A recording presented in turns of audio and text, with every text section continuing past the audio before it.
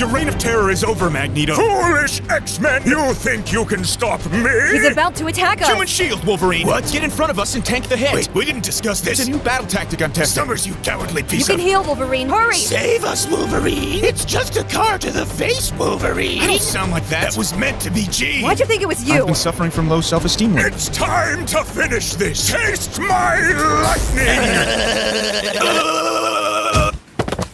Did you just shoot lightning? That eye of yours isn't just for show, is Since it? when could you do that? Since when, my dear child? I am the master of magnetism. When couldn't I do it? Did he just shoot lightning at me? You're really going to make me repeat myself, aren't you? But magnetism and electricity are different. Actually, they're deeply connected. A moving electric charge creates a magnetic field, and a changing magnetic field creates electricity. As the master of magnetism, I can control both. You just made that up. It's basic electromagnetism. Don't you live in a school? Well, yeah, but the professor doesn't teach us much. Mostly he probes our minds for our darkest secrets and brings them up in casual conversation. He told me my father never loved me over breakfast. Classic Charles! But wait, if you could always shoot lightning, how come you're only doing it now? I was just in an electric sort of mood today. So in all of our fights to this point, you were in a magnetic mood? What were the chances of that, eh? Guys, he basically has Storm's powers now. Are we screwed? Actually, I exactly have Storm's powers. I can manipulate Earth's electromagnetic field to change the weather. Wait, really? Bitch, I can move asteroids. You think I can't make it rain? But she's an Omega level mutant! Then I guess I'm the next Greek letter. There is no next Greek letter. Well, hey, it's all Greek to me. I'm kinda intrigued now. What else can you do? Oh, not much. That's pretty much it. Just throw things and shoot lightning, you know?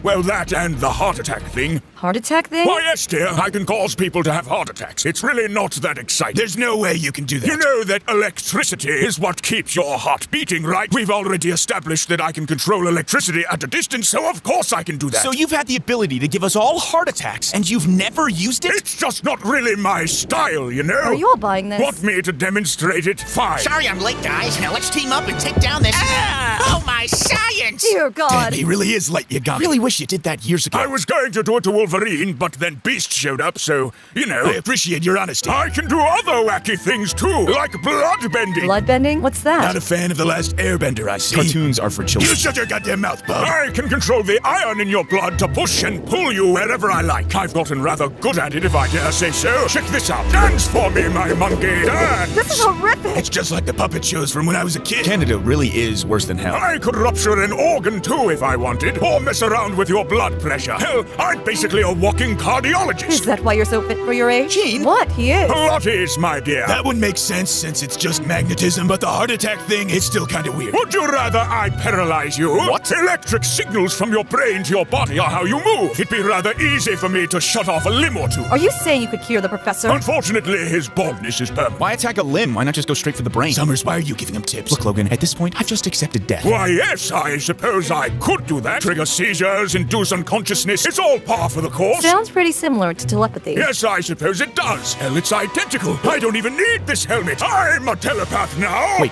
what? Sure, it'll take time for me to read the electric signals, but I'm a smart guy. I can speak 10 languages fluently. You know, canonically, I can speak more than that. Magneto ruling the world? Fine. Wolverine being smarter than me? Not fine. I have complete control over your biochemistry, over the electromagnetic spectrum. I wish you could see what I see.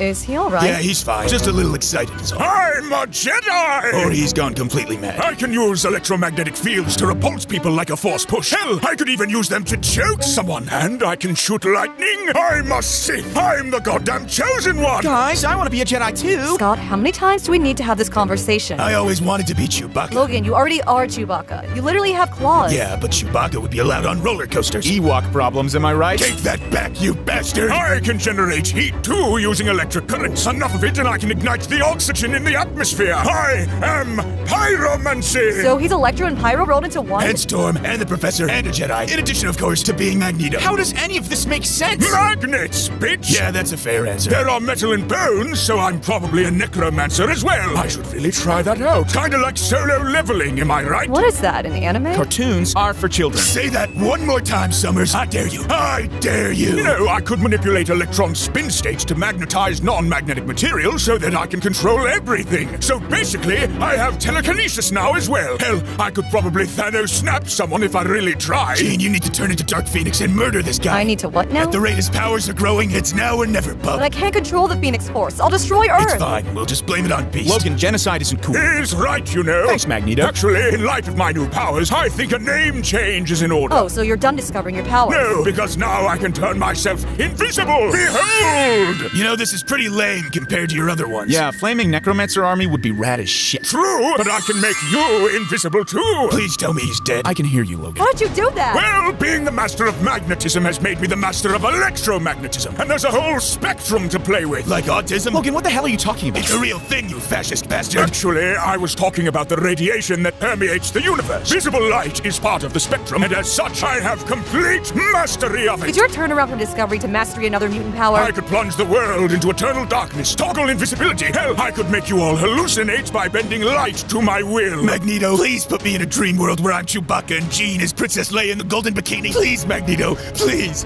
please, please, please. You sure are getting a lot of Star Wars references out of this one. But that's not all. Microwaves are part of the electromagnetic spectrum as well. As such, I could cook you from the inside at a time of my choosing. And what, eat us? No, I mean, maybe. An army of the undead would probably have to eat something, right? I assume you can also charge phones, so that and the microwaving thing would make you real popular at college. Indeed, it is high time I traded in my rogue for a younger model. P. Diddy Ripvic. But wait, there's more! Care for a dose of cancer?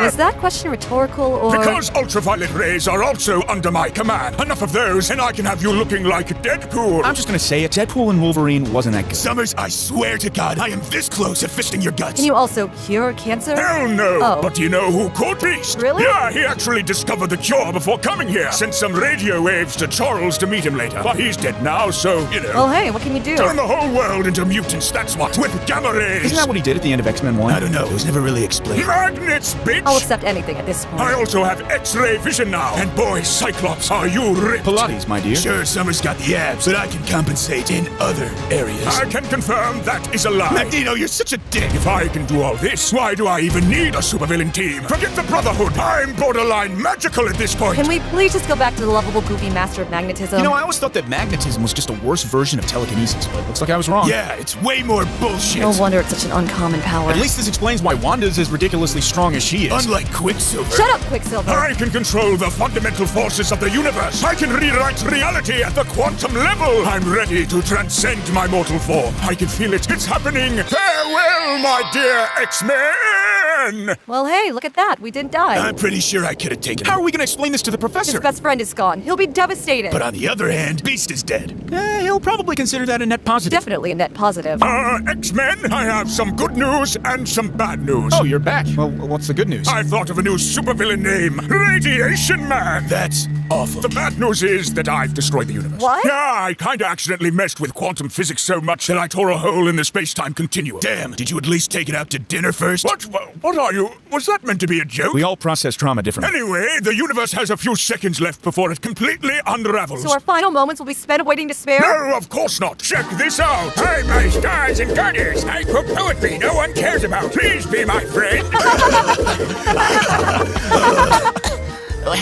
Where am I? Beast, you're alive? Why does my chest hurt? Magneto gave you a massive heart attack. It's a long story. Well, hey, at least I'm alive. Actually, you'll be dead in a few seconds, along with everyone else. Oh, well, that can suck my blue furry balls. Do you really want those to be your last words? Nuking the universe! It's over, Batman. You won't get away with this, Lex. And who's going to stop me? Superman? Look at how that turned out for him. You actually beat Superman? Oh, my soda! Not just him, but Martian Manhunter and Green Lantern too. Even the mighty Hawkgirl. That one's less surprising than the others. She tried her best, that's what counts. You may as well surrender, Batman. None of you can stop me. You're wrong, Lex. The strongest member of the Justice League still standing. Who? Wonder Woman? She's powerful, yes, but she's no Superman. He's only slightly stronger than me. Yes, but he gets paid a third more than you, so... I wasn't referring to her. Oh, so you meant yourself? Indeed, your intelligence is quite the nuisance, Batman. But without a team, what hope do you have? He's right, Bats. We need to fall back and ask Aquaman for help. This isn't the time for jokes, Flash. No, we don't need to do that, because we have you, Flash. Me? I can't beat this guy. He took down Zeus. You can, Flash. Super speed's the most ridiculous superpower, and it's not even close. Are you saying that Flash is stronger than Superman? Superman? No. He's stronger than the whole goddamn league put together. You're a dead man, Lex. Are you off your meds? Because I'd rather not wake up 20 20 years from now, wondering if I only beat you due to a pharmacy shortage. Want me to break it down for you, Lex? Fine. Let's talk acceleration. Humans black out at an acceleration of 5 to 9G, where G is roughly equal to 10 meters per second squared. Fighter pilots train for years to resist 9G for just a few seconds. And do you know how many G's Flash can take? I'm sure it's a very impressive amount. Tens of thousands. He can easily accelerate from rest to Mach 5 in 100th of a second. That's equal to 17,500 G's. So you're telling me the fastest superhero can accelerate really fast? Wow, thanks so much, Batman. That's very helpful. You don't seem to understand the implications of this. That G-force should cause his eyes to pop out of their sockets, his brain to hemorrhage, his organs to rupture. Yet they don't. Do you know why? Because we're rated PG-13? Because Flash's body can survive his own acceleration. Think about it. What can you do to this guy that he doesn't already do to himself when he starts running? Oh, I've got a few ideas. How about a supercharged tank shell right to the face? Go ahead, try it. He won't even bruise. Bats, can we maybe not shoot me in the face? Flash, you are literally immune to blunt force trauma. You survive accelerations that would liquefy humans. Punches, kicks, bullets, explosions. It wouldn't even break your skin. Then how about I launch a nuke at him? He does that to himself every time he runs. The kinetic energy of him running at just 1% of the speed of light is equal to 100 tons of TNT. You have no way of doing damage. What about emotional damage? How about you emotion on these nuts? Shut up, Flash. Why don't people like me? Okay, whatever. Who cares? Superman's indestructible as well, and look at what happened to him. At least he was dangerous. And you think Flash isn't. You know that momentum increases linearly with velocity, right? Of course I know that. You think I spent 4 years at evil genius school to not know that? Then you should know how absurd that is. Let's say Flash weighs 80 kilograms. Then at a speed of 1,000 meters per second, he'll have the momentum of a small car. Batman, I eat small cars for breakfast. You eat cars for breakfast? I have an iron deficiency. Shut up, Lex. I should say that 1,000 meters per second is absolutely nothing for Flash. He can easily hit 10 times that speed. Do you know what happens to the momentum then, Lex? It's the same as 2 small He cars? can run through people. Oh. A human body would be annihilated. The energy would atomize soft tissue, snap bones into powder. It wouldn't even register as an obstacle. What if he hit a wall? Newton's third law states that for every action, there is an equal and opposite reaction. Like when I ask a girl out and she slaps me in the face. Exactly, Flash. If you hit a wall at 1,000 meters per second, it would exert an impulse on you strong enough to shatter concrete, to flatten steel, to vaporize your own body if it weren't already invulnerable. Guys, I just stopped before hitting the wall. I'm not that dumb. What's the square root of 25? Soda. Flash, you shouldn't be able to stop without causing apocalyptic damage. Friction isn't stopping that kind of momentum. You should cause the ground to explode outward like a meteor hit. It should turn into molten craters everywhere you visit, yet it doesn't. What are you trying to say, Batman? That Flash must be using superhuman counterforces internally. In short, he's simply built different. Wow, so we've come to the amazing conclusion that a superhero is built different. Thanks, Batman. What a brilliant use of everyone's time. Guys, is he being sarcastic? Does a Wonder Woman shit in the woods? That was one time. Okay, I don't have the energy for this anymore, so I'm just gonna vaporize you, okay? You really haven't been paying attention, have you? Yes, I get it. Flash's body is immune to blunt force trauma, but I can still laser all over his face. Guys, is he being sexual? Does the Batman cry over his dead parents? Actually, Flash is immune to energy weapons as well. Drag force increases quadratically with velocity. And what do you think the drag force is like when he's accelerating to tens of thousands of G's, Lex? Bitch, I don't care. I'm holding a laser gun. Let me tell you, it's thousands of newtons. The heat generated should be enough to cook skin and melt clothes. Yet it doesn't, which can only mean one thing. That no one wants to see Flash naked? No. Well, yes. But what I meant is that Flash has perfect energy insulation. The heat from the air he's rapidly compressing is similar to a spacecraft on re-entry. At high speeds, he's creating superheated ionized gas, exceeding thousands of degrees. His body is constantly reflecting, redistributing, or negating energy at the point of contact. So you're saying even Superman's heat vision wouldn't hurt this guy? Nothing in the electromagnetic spectrum would hurt him. His body doesn't absorb the energy. Photons don't excite his atoms. He doesn't need armor. He is the armor. Well, we know who to send if we ever get attacked by Magneto. I'm gonna punch an old man in the face. Flash, if you do that, he'll disappear. What, so Flash can turn people invisible now? We really are copy-pasting that Magneto video, aren't we? He doesn't turn them invisible. He vaporizes them. With a punch? Yes, with a punch. Kinetic energy also increases quadratically with velocity. At high speeds, it dominates over momentum. Punching someone becomes akin to a nuclear-level force. Hitting a villain should create craters, like they should literally just evaporate. And the shockwave would kill bystanders miles away. Since when could he do that? He could always do that. You think his legs are the only thing he moves fast? A punch releases all energy on contact. There's no gradual buildup. What do you think's gonna happen? Okay, fine, I admit. I was wrong. I didn't know Flash could do all that. I wouldn't necessarily say he's stronger than Superman, but you're right to call him a threat. I'll just have to think of some other way to kill him. I don't suppose you could punish me to death by snoo. Flash, why are you like this?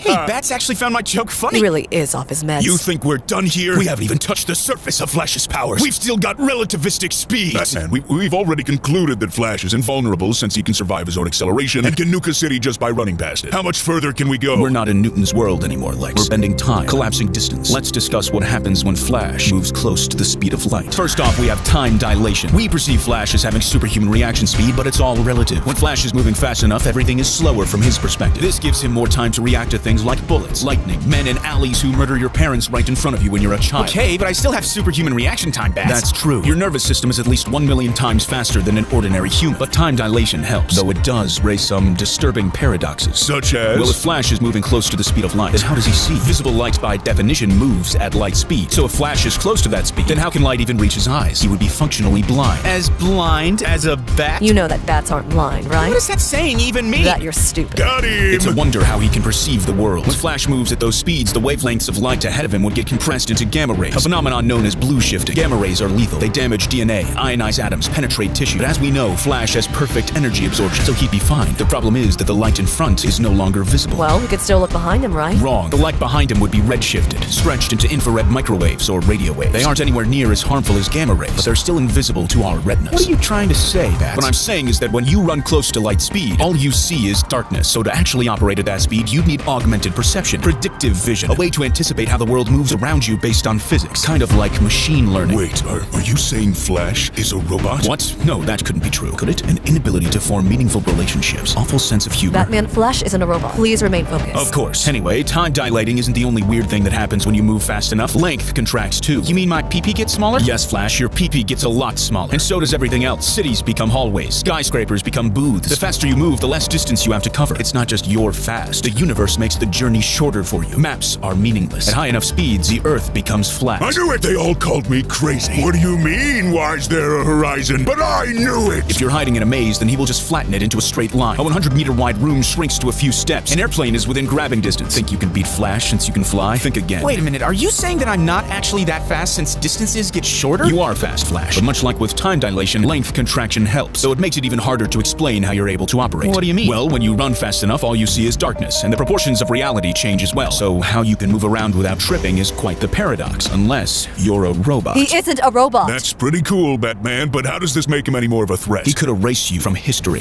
Lex, in our wacky universe, Flash can surpass the speed of light. That means events occur in reverse. Cause happens after effect. He can act before events happen, undo any mistake. He's immune to traps or surprises. He can see every timeline. He can choose which future becomes real. He can revive the dead by restoring earlier timeline states. Time is basically just a file system for him to edit, cut, paste. Reality adjusts to his decisions, not the other way around. You're scaring me, Batman. His kinetic energy is infinite. His mass is infinite. E equals mc squared, and c is constant. So as E tends to infinity, so does m. He'd need more energy in seconds than what the Earth outputs in centuries. He would need to consume stars. He would drain our sun dry. He converts matter to energy perfectly. His metabolic rate is infinite. He defies thermodynamics. Snap out of it, Batman. Sorry. All this to say that yes, super speed is absolutely stupid. Yes, Flash could erase Superman from history. And yes, you should just surrender, Lex. Lex? Don't worry, Bats. I took care of him. You did? What did you do? Well, the first thing I did was vibrate at the precise frequency to slip between his molecules, vibrated his heart to dust without even touching him. No biggie. Then, just for good measure, I ran in a tight circle at light speed to create the energy density conditions for a black hole. That was pretty fun. Oh, and I also caught up to the edge of reality, reached the cosmic horizon, and punched God. Oh, well, good job, Flash. And me and Wonder Woman are dating now. What? And I own the Batcave. How many changes did you make to the timeline? And you're poor now. Flash, you bastard! I like soda. I knew it! And then I was like, that's not a teenager, that's my girlfriend. Tony, why is that funny? You know, because I always date people half my age plus 3. Mine is 7. What on earth do you have in common with them? Nothing. I'm incredibly lonely. Now that's funny. Hulk is going to poop himself! Good morning to you too, Hulk. Wait, is he potty trained? I've never seen him do his business. But you've seen the rest of us? You'd be surprised at how many cameras I have in this place. Tony, I am embarrassed to be your friend. Ah, thanks, best bud. Hulk can't go to toilet because Thor put hammer on seat. The classic hammer upon the chamber pot. Oh, how you Midgardians amuse me. Why do I live with you people? It was either us or Wasp. Fair point. You know, Thor, I was meaning to ask you a few things about your hammer. Why, of course, Doc. I am more than happy to flaunt Mjolnir's electric charm. See what I did there, Hulk? Why single Hulk out? You just seem rather simple, my friend. Hulk has PhD. Is that contagious, or...? Your hammer makes no sense. I beg your pardon? Your hammer literally makes no sense, Thor. Like, it's just plain stupid. It is magic. No. Magic doesn't excuse you from basic physics. Everything we've called magic has just been science in disguise. Gamma rays, mutated Hulk, Pym particles manipulate massive distance, green goblins on steroids. Science explains everything. Just ask your clever girlfriend, Jane Foster. What are your rules on dating again? Half my age, minus 700. Nat, I think we should move in with Wasp. So I don't want to hear it, all right? Very well. Speak your heresy, Stark. Mjolnir shall forgive, even if I do not. Great. Well, let's start with the obvious one. Hulk's toilet situation. Hulk shouldn't have had Taco Bell. How much did you eat? The whole bell. So none of us can lift your hammer because it's so heavy, right? Indeed, Stark. Sweet Mjolnir is as dense as a neutron star. And do you know how dense that is? Just shy of your skull. Someone's a little sassy. 10 to the power of 17 kilograms per meter cubed. Your hammer's volume is approximately 10 to the power of -3, meaning its weight is 10 to the 14 kilograms. That's a 1 with 14 zeros after it. I expected no less from my favorite little divine artifact. It's insane! That thing is heavier than 100 pyramids of Giza! Ever try moving a pyramid, Nat? Of course not. It's a monumental task. You know, because pyramids Please don't talk to me. If dropped, it should punch a hole through the earth, not rest neatly on the floor. Aircraft shouldn't be able to support it. When it's on a glass table, it should disintegrate into powder. Well, Mjolnir's very nice. You never do those things. It should have its own gravitational field. It should literally have a field 68,000 times stronger than Earth's gravity. Forget lifting it. You wouldn't even survive walking into the same room. What are you saying, Stark? Like it should be yanking us across the room to it. It should be snapping our bones, stretching our spines. Light should bend around it. I am very confused if these are praises or criticisms. Listen, Thor, your hammer's weight either doesn't exist or is ignored by gravity, which contradicts every known law of mass interaction. Well, it definitely weighs something, right, Hulk? Hulk break arm trying to lift it. Don't you still need to go to the toilet? Hulk soiled himself. So, anyway, about that moving in with Wasp thing? Stark, you fool. To lift Mjolnir, one simply needs to be worthy. Hate to break it to you, Thor, but inertia depends on mass, not worthiness. Like, you can't just decide when to resist motion. Well, actually, it can. Any moving object with selective inertia breaks classical mechanics. Like if a car crashes into it, it should destroy the car. Silly Stark. I would simply call Mjolnir to my hands before that happened. And how exactly are you calling it? Mind control? Telekinesis? Because I am worthy. What does that even mean? Is it scanning your soul or something? Do you have to be morally pure, selfless, humble? You have to be me. You're an angry, violent, Viking frat bro. Can't you also lift it, Rogers? I'm a different man when I'm drunk. What if someone tries lifting it with good intention, but plans to betray you later? That they are not worthy. How does it know? Can it see the future? Stark, my friend, you are overcomplicating things. I simply swing my hammer and things perish. Thor, every time you throw that hammer, your arm should detach. The thing basically has infinite mass. You should be thrown back at Mach speed with each toss. Nonsense. I throw it every time I want to fly. That is the stupidest thing I've ever seen. Like you're just being pulled by your hammer's momentum. The lever force should dislocate your shoulder. How does Thor stop flying like Space Hobo? I simply break midair and reverse direction. Thor, your hammer's so heavy that the deceleration should liquefy you. And how does that even work? Your hammer has no propulsion system. I don't know, it just does. Newton's first law states that an object in motion stays in motion. You and the hammer should be flying indefinitely unless something slows you down.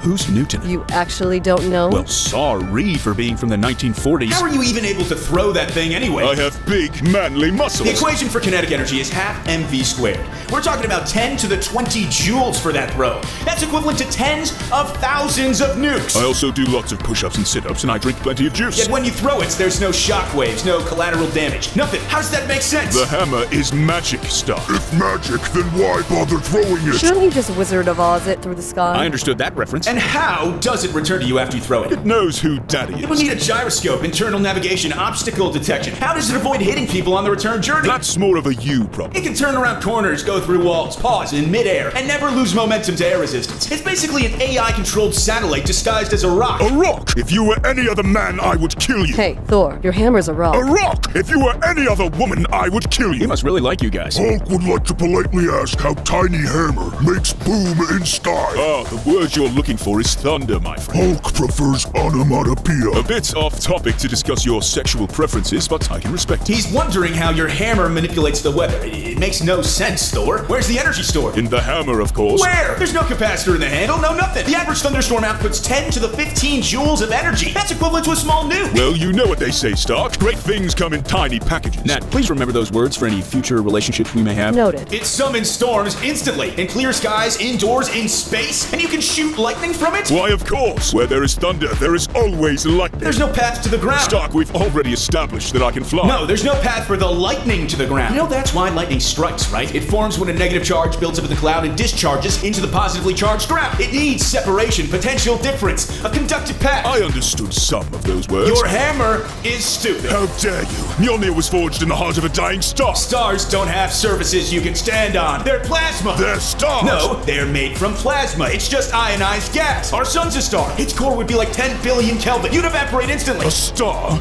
is where she was forged. What kind of forge can survive being in a star? One made by dwarves. Well, hey, why didn't we call them to come help us with Thanos? If they can survive that temperature, pressure, and radiation, their bodies must be indestructible, right? This is why Gimli, best member of Fellowship. Come on, guys. It's obviously Pivot. That's the second worst take I've heard all day, Rogers. What's the worst? That me and Wasp would let you live with us. I miss Bucky. How do you even make a hammer in a star? It's like trying to make a knife in a volcano. That's good work. No, it couldn't! Lava isn't a forge, it's a chaotic boiling mix of molten rock. You need an anvil, a hammer, and a controlled heat and cooling cycle. Not to mention the environment is toxic and fatal. Now multiply that by 1,000 for your dying star crap. Your whole origin story is faker than Pepper's breasts. Enough! I will stand for this slander no longer. I am the god of thunder! Yeah, about that, Thor.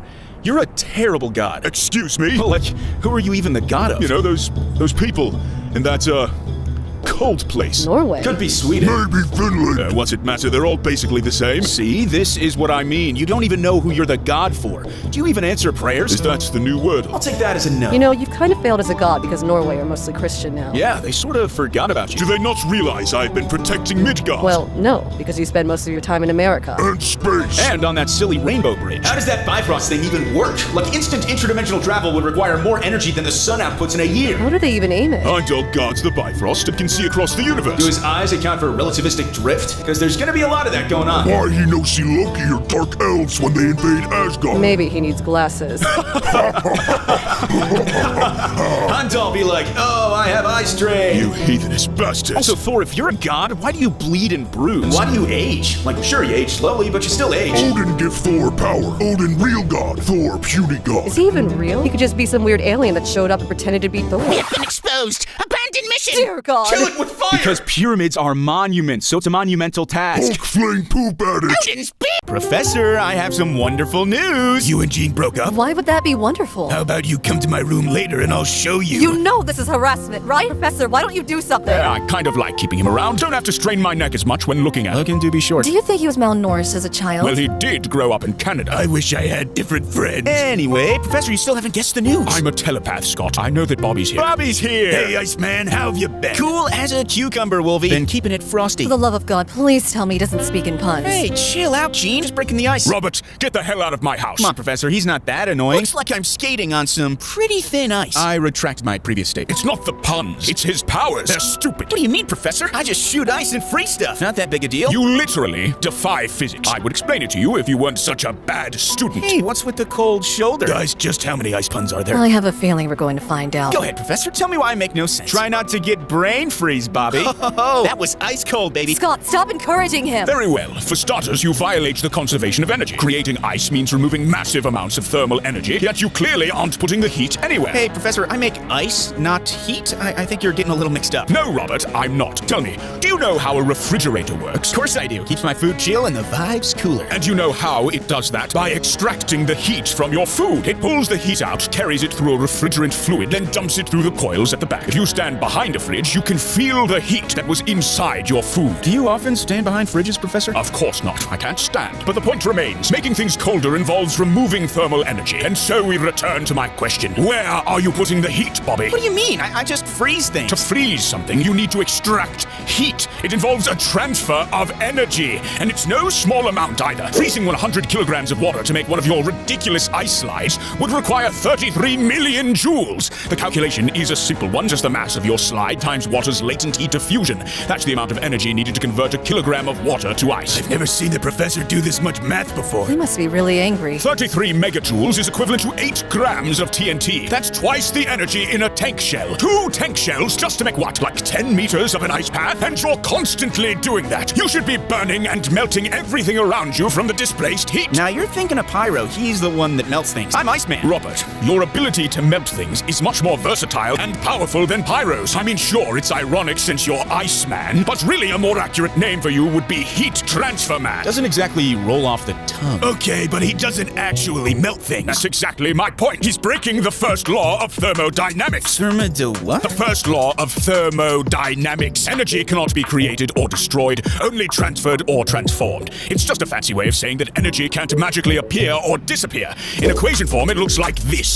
Delta U equals Q minus W. Not more math. What kind of place is this? It's a school, Logan. We live in a school. Delta U means how much the energy inside something changes, like how hot or cold it gets. Q is the heat added to it, and W is the work it does, like moving something or pushing against pressure.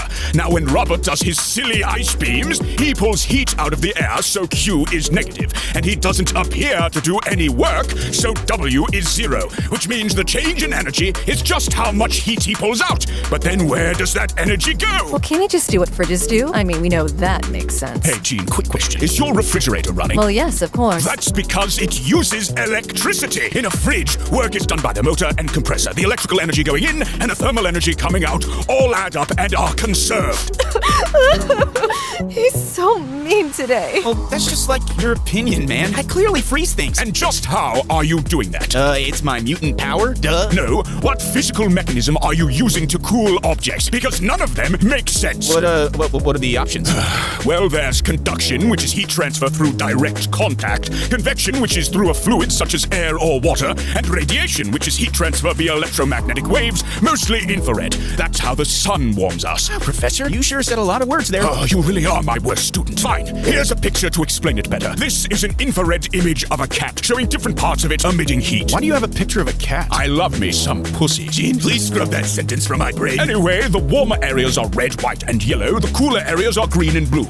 And there are actually several heat mechanisms at play here. The face, eyes, and nose are mostly emitting heat via radiation. They appear hottest because there's no fur. The legs and paws are a mix of conduction and radiation. Those cute little paws are in direct contact with the ground, making conduction significant. The torso and back are well insulated. Any heat loss there is due to radiation, but it's heavily reduced. Do you have one of a dog? No, I don't bloody well have one of a dog. Because I think I'd understand this better with a dog. Which mechanism do you use, Bobby? Because conduction can't explain most of your attacks since its range is far too limited. Convection would require powerful cold air currents, which you clearly aren't doing. And if you used radiation, we'd see side effects, like you should literally be glowing. What about evaporation? Sweating always keeps me cool. Excellent point, Logan. Summers, I'm smarter than you. My honor! But evaporation removes heat via vapor, and he's freezing vapor instead, so it's actually the opposite effect. You suck, Logan. Damn you, science! I don't know, I just use the water in the air. Okay, that doesn't really answer my question, but let's move on to that. You know that air humidity is typically low, right? Oh, there's enough water in it for me. No, there really shouldn't be. 1 cubic meter of air only holds about 25 grams of water vapor. For a 100 kilogram ice bridge, you'd need 4,000 cubic meters of air. That's a cube of air which is over 15 meters on each side, which needs to be dehumidified instantly. That doesn't sound like very much. Oh, it is very much, Bobby. In low humidity regions such as deserts or the Arctic, it's impossible. You mean he can't freeze the air in the Arctic? But it's already cold. It should be easier, right? It's surprising, I know, but cold air holds far less water vapor than warm air. He'd mostly be freezing nitrogen and oxygen, which raises an entirely new problem. What do you mean? Well, it doesn't really make sense how Bobby can target just water vapor, does it? Air is 78% nitrogen and 21% oxygen. If he's emitting super cold blasts, why don't those gases condense as well? You can't make ice from the oxygen, Professor. That's silly. I'm not saying you'd make ice. I'm saying you should be liquefying the nitrogen and oxygen. Their freezing point is much lower than water's, hence why you'd likely liquefy them rather than freeze them. What are you trying to say, Professor? When Bobby freezes the air, you shouldn't be able to breathe. He should turn the oxygen from the atmosphere into a pool on the ground. He should create fog, extreme pressure changes, oxygen-rich explosions. Explosions? Liquid oxygen is a powerful oxidizer, far more concentrated than its gas form. It can dramatically accelerate combustion. But don't worry, because you'll probably suffocate before that happens, since, you know, all the oxygen is literally in a pool on the ground. I'm kind of getting the feeling you're not a fan of my powers, Professor. It's not me who isn't the fan, it's the universe. You defy entropy. You should know that I don't know what that means. Okay, then let me ask you a question. If you hold a cup of hot coffee, do your hands get warmer? You insult my honor with such a basic question, Professor. Why is he talking about honor so much? He must have went to Japan recently. Logan, that was racially charged. Nani? Of course your hands get warmer. But why? The total energy between your hands and the cup wouldn't change. Whether your hands warms the coffee or the coffee warms your hands, energy is conserved either way. Well, because heat moves from hot to cold. That's just what it does. Exactly, but changes in energy clearly aren't responsible for that direction, so it must be set by another property. A property we call entropy. I still don't know what entropy is. Also, why was Wolverine speaking Japanese? Entropy is a measure of disorder and randomness. It tells us how energy spreads out. The entropy of a closed system remains constant, but for irreversible processes, it always increases. This is the second law of thermodynamics. Irreversible processes? What do you mean? Well, if I drop an egg onto the ground, for example, entropy has increased. The egg shatters, the shell cracks in a spiderweb of fractures, yolk oozes out like delicious golden syrup. He must really like eggs. Maybe it's because his head's shaped like one. You'd be surprised if the shattered egg put itself together, wouldn't you? But it doesn't, since that would create order and thus decrease the entropy. That's why a change in entropy is sometimes called the arrow of time. There's no going backwards. It's an irreversible process. And that explains why your hands get hot when holding coffee. It does. The coffee is hot, so its molecules are moving fast in a disordered fashion. Your hands are cooler. The molecules are slower. It's much more ordered. If heat transfers from the coffee to your hands, then the total entropy between your hands and the cup will rise. Therefore, the process is allowed. Okay, but what does this have to do with my powers? Robert, when you freeze water, you turn disordered water molecules into a highly ordered ice crystal. There is a decrease in entropy, which is fine if that decrease is compensated by an even larger increase elsewhere, such as dumping heat into the air. But as we already know, you don't do that. You don't warm your surroundings when using your powers. You are therefore decreasing entropy without increasing it elsewhere, which violates the second law of thermodynamics. I'm sick of your laws, all right? I'm just a kid making whimsical ice slides. Just leave me alone, okay? Hey, Bobby, let's try to keep a cool head here. Don't you dare use a damn ice pun against me! Okay, fine. Go and make your ice slides, Bobby. Why did you say it like that? Oh, no reason. You have something against my ice slides? No, of course not. What do you have against my ice slides? Your ice slides should collapse under their own weight. God damn it! Thermal stress is directly proportional to temperature change. Your attacks often involve rapid cooling. Thermal stress is equal to the Young's modulus for ice times the coefficient of thermal expansion for ice times the temperature change in Kelvin.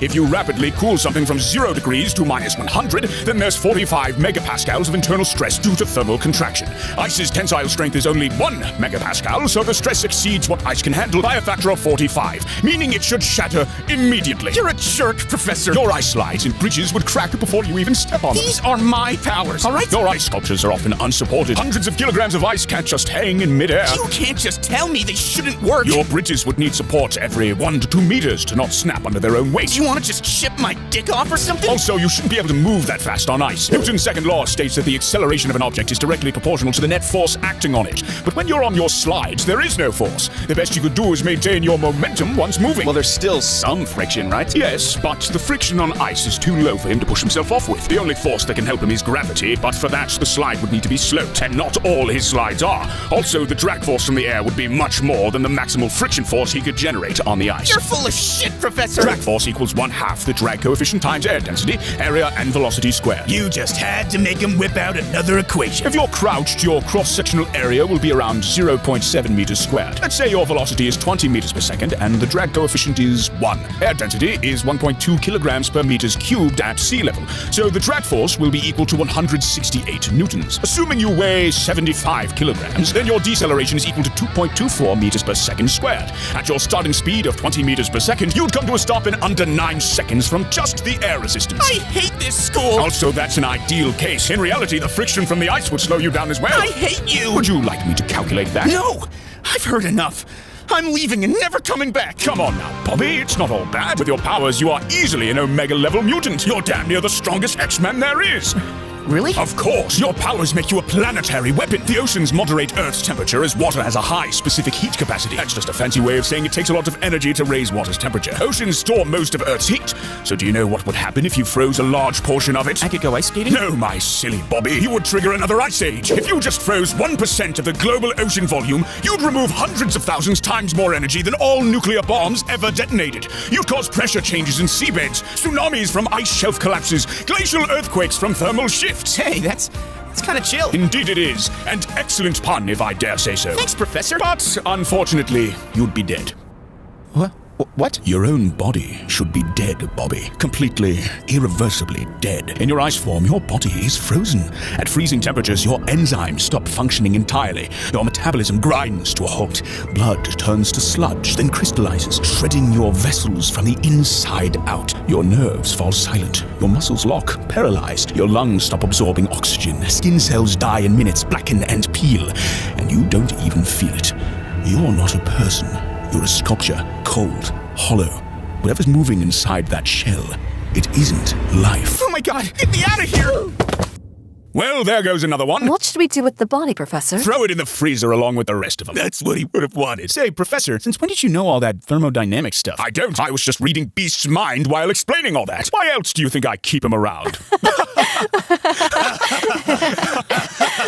Oh, geez, Professor. I guess you could say you're pretty cool. No more ice puns, Logan. Dear God. No more ice puns. So you're saying Flash is stronger than me because he's fast? Yeah. His body's basically indestructible since he can survive his own acceleration. Okay, well, I'm almost as fast and I don't even use the Speed Force, so clearly I'm better. What's the Speed Force? It's the reason why Flash doesn't disintegrate every time he runs. Next question. How do we get rid of the Speed Force? It doesn't matter. I'm way stronger than Flash, and everyone knows it. Superman, he could rewind time and erase you from history. Okay, but you know that Flash is an idiot, right? The calculations didn't account for that. Yeah, it's times like these I'm glad my powers make sense.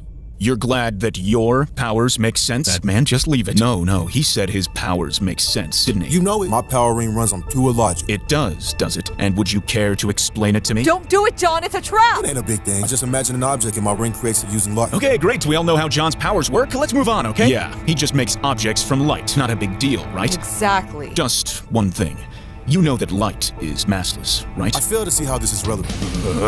Be the better man, Bruce. Is he having an aneurysm? Wow, it sure looks stupid. God damn it, John. Light is energy in the form of electromagnetic radiation. It consists of photons, which are massless particles. They, by definition, travel at the speed of light and cannot be at rest. You shouldn't be able to make them form solid objects. They exert no structural Then force. explain how I'm making this 1,000-kilogram hammer. I can't because it's nonsense. The total energy needed to make an object of mass m is governed by Einstein's famous equation, E equals mc squared. Light has no mass, but let's pretend you're using real matter to make your hammer. The speed of light is 3 times 10 to the 8 meters per second, meaning it would take 9 times 10 to the 19 joules to make your hammer. That's a 1 with 19 zeros after it. Yeah, my ring's pretty awesome, man. Just shut up, John. I bet you could lift a mountain without much energy. You can, and we can calculate how high rather easily. The energy it takes to lift something is equal to the object's weight times how high you want to lift it. Let's assume the mountain is Everest, with a mass of 10 to the 14 kilograms. We know that g, the acceleration due to gravity, is 9.8 meters per second squared. So after some rearranging, we calculate that with 10 to the 19 joules of energy, we can lift Everest to a height of approximately 90 kilometers. That's just below the Kármán line, the recognized boundary of space. I bet you love one of these rings, wouldn't you, Batman? No, because it's stupid. Think about it. You're literally lifting Everest into space just to create your hammer. And that's before you even swing it, move it, do anything with it. And you're making massive objects with your ring all the time. Hey, Superman, do you know what else is a massive object? What? D's nuts! My opinion of you has never been low. And the fact that you use light makes this even worse. Do you know how many photons you'd need for that amount of energy? I don't know, like 100? Well, let's work it out, shall we? The energy of a single photon is equal to Planck's constant times its frequency.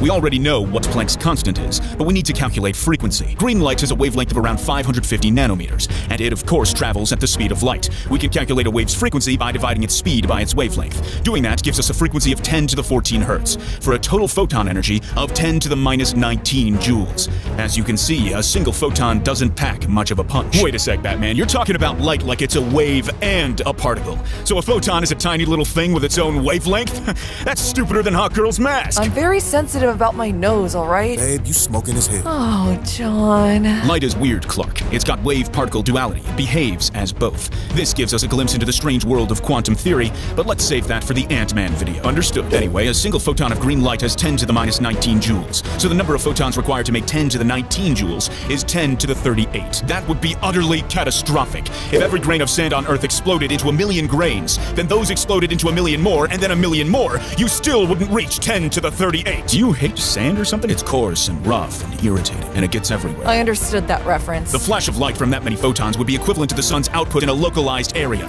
You would blind people kilometers away. Everything should be vaporized or irradiated. Air should be heated to millions of degrees. Nah, man. My power ring has infinite energy, so it doesn't have those problems. There's no such thing as infinite energy. Tell it to the ring, bud. There's no such thing as infinite energy. Have some dignity, Bruce. Where are you getting the energy from? The emotional electromagnetic spectrum. The what? Specifically the willpower frequency. Please just tell me it's magic. It ain't magic. I would feel better if you just said it was magic. It's science, bro. No, it isn't. Emotional electromagnetic spectrum. What does that even mean? You're dressing up fantasy with science just to sound credible. Looks like someone's tapping into the rage frequency. Damn, I love you. Your ring is bullshit. Just admit it. Bruce, please relax. He's saying his ring has infinite energy. I know. It can't have infinite energy. Yeah, it can. No, it can't. An infinite energy source is impossible for several reasons. But let's turn again to Einstein. This is Einstein's field equation. It's the core of general relativity. It describes how energy bends with space-time. Batman, this equation is scaring me. Don't worry, I'm just going to explain it with words. Space tells matter how to move, and matter tells space how to curve. The equation describes how energy and mass wrap space and time, and how that wrapping creates what we feel as gravity. Batman, I'm still scared. Look, the important point is this. The G on the left is the Einstein tensor. It describes how space-time curves. The T on the far right is the stress-energy tensor. It describes the energy in a region of space. Now, if Lantern's ring has infinite energy, then the stress-energy tensor for that region will be equal to infinity, which means the G for that region will also be equal to infinity. And what does that actually mean? It means we should have a singularity. Space-time should collapse into itself similar to what happens in a black hole. That's why it's not possible for Lantern's ring to have infinite energy. If it did, we'd be more dead than my parents, who were murdered right in front of me when I was a child. Okay, well, maybe it's not infinite, but it's close to infinite. Well, let's see how close we can get before a black hole emerges, shall we? The Schwarzschild radius is the critical radius at which the escape velocity of an object equals the speed of light. I think my brain is going to explode. You know what else is going to explode? What? Days nuts! Wasn't funny the first time, Hawkgirl. We can use this equation to help us calculate how much energy you can pack into a space before it collapses into a black hole.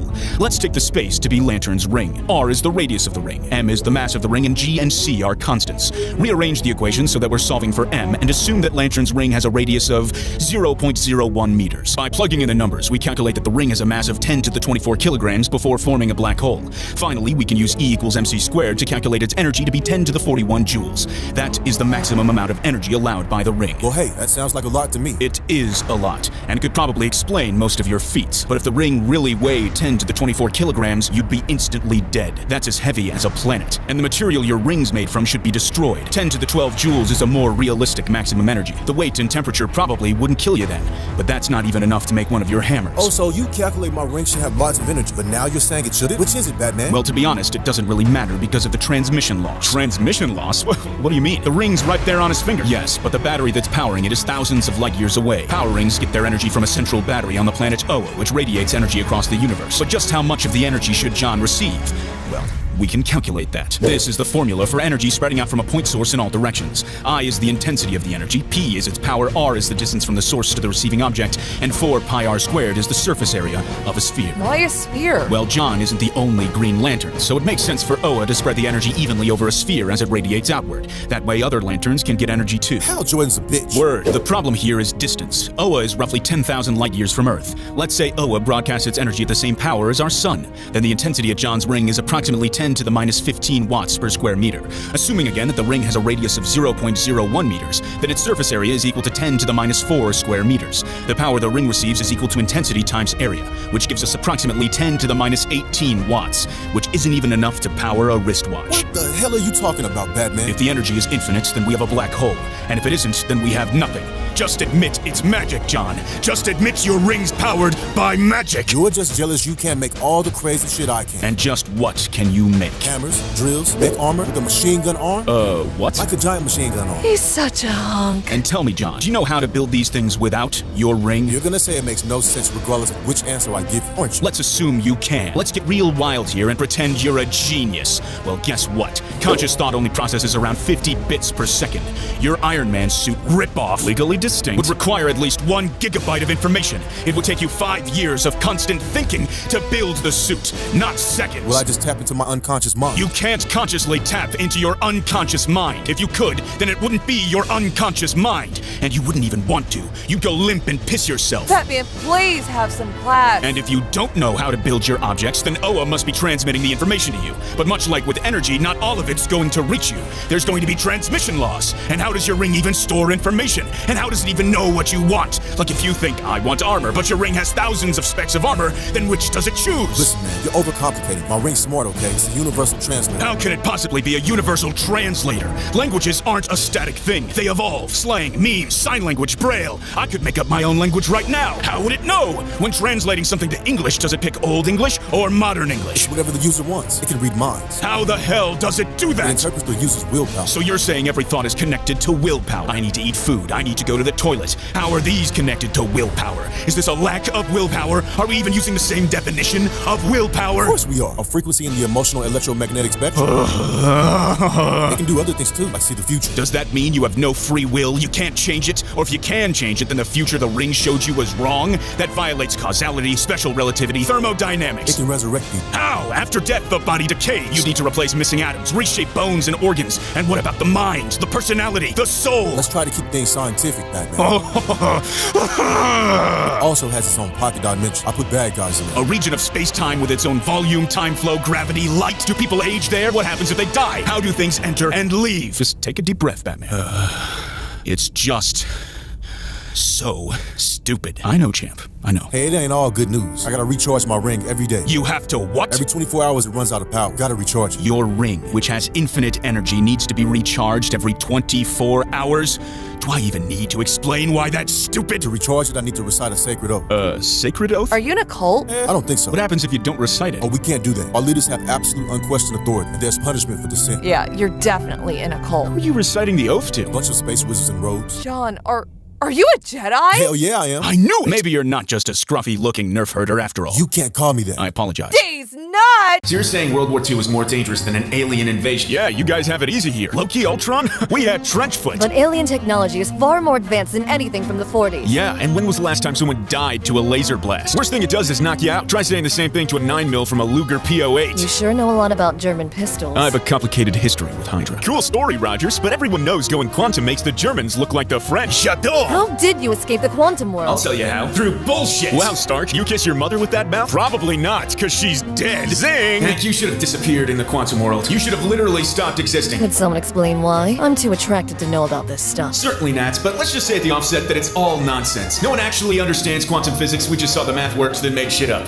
If anyone tells you otherwise, they're a filthy goddamn liar. Especially on the internet. You're not gonna talk about my regular shrinking? Just going straight for the quantum? Stark, you slut. Nah, lots of people can shrink. We'll save that talk for Wasp. I'll be dead in the ground if Wasp gets one of these videos before me. What does quantum even mean? It just feels like a buzzword at this point. Great starting point, Nat. In the world, some things are quantized, meaning they come in discrete units. Take money, for example. It's quantized to 1 cent. You can't have a coin worth less than that. Well, the same is true for certain physical properties like energy and charge. Turns out these things are also quantized, and that's essential to how nature behaves at very small scales. Are you on booze, Stark? Energy doesn't come in steps, it's continuous. A cheetah, a jet, cracking a beer open off Bucky's perfect abs.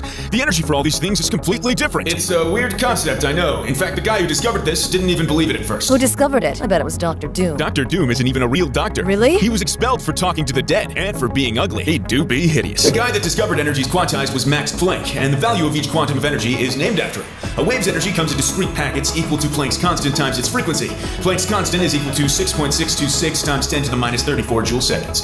So yeah, each quantum of energy is incredibly small. That's why we don't notice it in our everyday world. Interesting, but how does this explain why the quantum world's so dangerous? Well, before we even get that small, let's think about what the world would be like at the atomic scale. Okay, thought about it. You'd be dead. Everything's always so dramatic with him. Well, that's funny, because I feel pretty alive, Stark. Oh yeah? And how did you deal with all the photons firing left and right? It would have been like the middle of a battlefield. Photon? What's that, a new type of German pistol? Do you have PTSD? PTSD's nuts! No, we're not doing this. We're not doing this stupid joke again. A photon is a particle of light. Atoms are constantly absorbing and emitting them. Each photon has energy equal to Planck's constant times frequency. That formula we saw earlier. The energy's small, but at the atomic scale, so are you. It'd feel like a bullet. Why do atoms fire them so much? Are they getting a little excited? Oh, Nat, you tease. Actually, excited is the correct word for it, but it's not the atom. It's the electrons. Atoms have a bunch of electrons, right? And they can only be at certain levels of energy since energy's quantized, you know? So when an electron goes from a high energy to a lower energy, what happens to the energy difference? Well, it gets emitted as a photon. And if an atom absorbs photons, then its electrons get excited and jump into higher energy levels. Stark, you little whiskey goblin. You haven't told them that photons are massless. That's why they didn't kill me. I couldn't even feel it. Kind of like your ex-wife's love for you. Hey, Ant-Man, I have crippling depression. Yeah, that's true. Photons have no mass, but they still have momentum. Okay, well, I know enough about physics to know that makes no sense. To have momentum, you need to weigh something. Wasp didn't know that. Does that mean she's more attractive than you? No, Rogers, that means she's an idiot. You're only half right, Nat, and that's the half calling Wasp an idiot. I sure hope she doesn't show up at the end of the video. But photons do have momentum, and it's equal to Planck's constant divided by wavelength. This is actually more of a consequence of special relativity than quantum weirdness.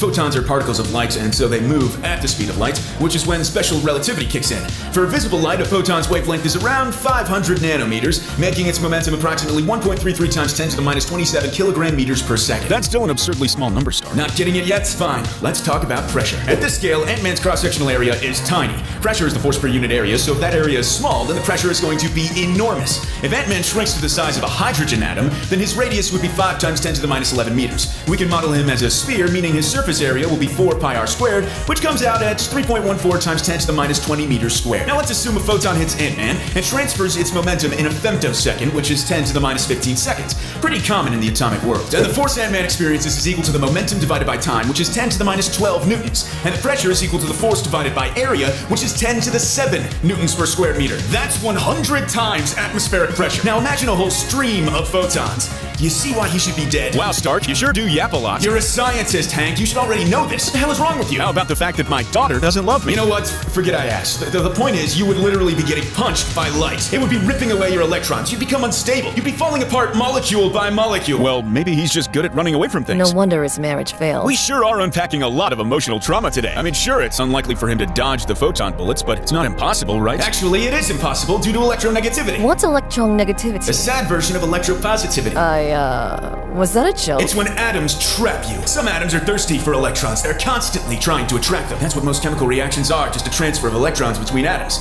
And one of the scariest of them all is oxygen. It's highly electronegative. Craves electrons. We'll do whatever it takes to get them. We'll localize you in a potential well just for a taste. Without consent? Oxygen doesn't ask for consent. Dear God. Oxygen is one of the most electronegative atoms there is. It's small, meaning it has a high nuclear charge. Its nucleus really wants to pull electrons towards it. Ant-Man's tasty little body is full of them. My eyes are up here, Stark. How does it pull him? With tentacles. Anime is real. Just kidding. It's an electrical force. Electrons negatively charged, nucleus positively charged. But once it hits you, you're gonna be stuck there until you get enough energy to break free. Gotta pray that a photon hits you so that your kinetic energy can overcome oxygen's potential energy. Assuming, of course, the photon doesn't break your neck. Well, you had me convinced. Ant-Man should be deader than the MCU after Endgame. That was low-hanging fruit, Rogers. Okay, well, how about this? Ant-Man should be deader than his chances of his daughter forgiving him when she's older. Love it! So are we in the quantum world now? We are. And you're probably wondering about wave-particle duality, right? Actually, I was wondering if Rogers had a homoerotic relationship with Bucky in the 1940s. Nat, we all know the answer to that. But yes, light. It behaves as both a wave and a particle, and it's not just light, but electrons and protons too. In fact, every moving particle has an associated wavelength equal to Planck's constant over momentum, also known as the de Broglie wavelength. There's that damn H again. Yep, it shows up everywhere in quantum mechanics, and it's a good thing it's so small. If we calculate the wavelength for a 1,000 kilogram car moving at 20 meters per second, we get a wavelength of 10 to the minus 38 meters. So absurdly small that it's effectively zero. That's why objects in the everyday world don't behave as waves. But what about an electron moving at 1% the speed of light? Well, using the same formula, we get a wavelength of 10 to the minus 10 meters, which is much bigger. That's around the scale of atoms, so the math checks out. What about Ant-Man when he shrinks? He keeps the same mass, so how would that affect things? Glad you asked, Nat. You're quickly becoming my favorite Avenger. I must kill Black Widow. Assuming Ant-Man weighs 80 kilograms and jogs at 1 meter per second,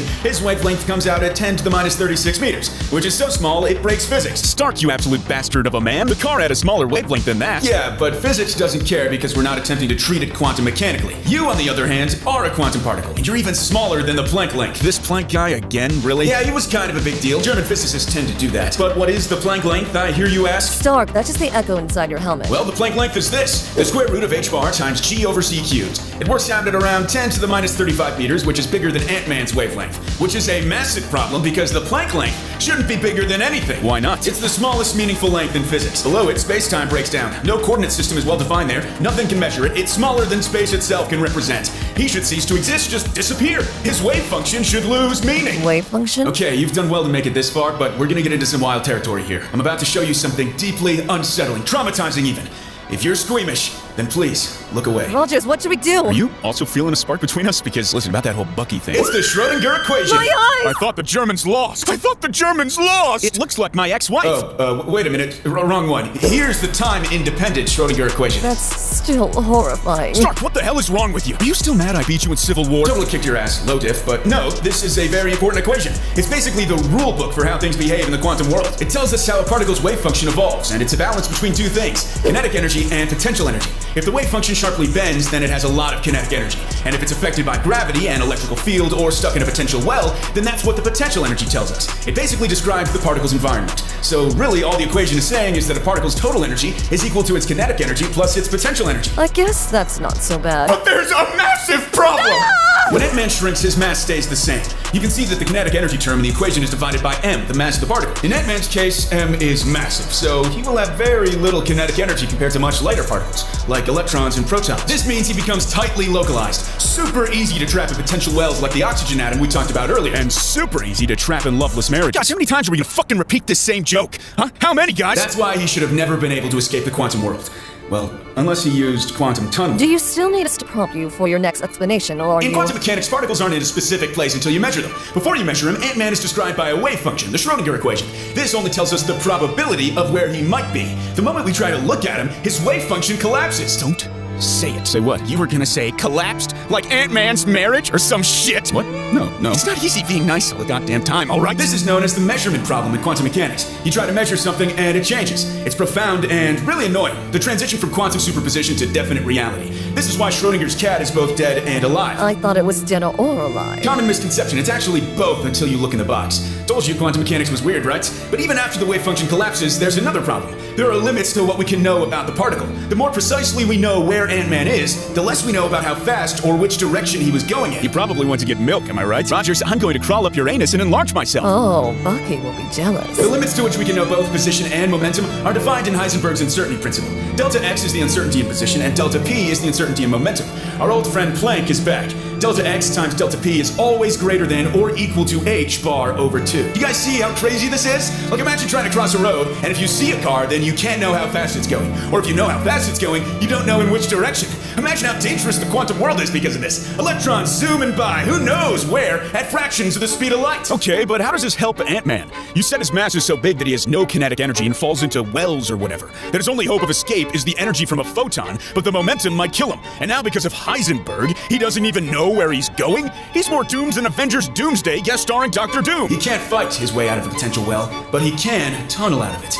In the everyday world, if you run out of energy, you can't do anything. Imagine climbing a steep hill and getting tired. You just gotta stop and rest. But in the quantum world, you can do things you're not meant to be able to do. If you don't have the energy to break through a barrier, you can still do it. I'm sick of your lies, Stark. All you do is lie. It's not lies, it's tunneling. Here's the last equation I'm going to show you. The probability of tunneling through a barrier. T is the transmission probability. It ranges from 0 to 1. K is the decay rate of the wave function in the barrier. The bigger it is, the less likely you are to tunnel. If the barrier is very wide or tall, then it's harder to tunnel through it. If the particle is heavy, it's also more difficult, but the more energy the particle has, the easier it gets. I wish I could tunnel my way into my daughter's heart. That was beautiful, Hank. I guess love was the real quantum mechanics all along. No, quantum mechanics is the real quantum mechanics. You're an idiot. Anyway, let's do an example. Nat, how much do you weigh? Excuse me? 60 kilograms, great. Who ate all the shawarma, Nat? Hulk! Oh yeah, fair point. Nat is going to walk through a 1-meter wall with a potential energy of 1 electron volt. Her transmission probability is approximately e raised to the negative power of 10 to the 25. This is an exponentially small number, basically 0, so she doesn't get through the wall. But how about we do the same thing for an electron?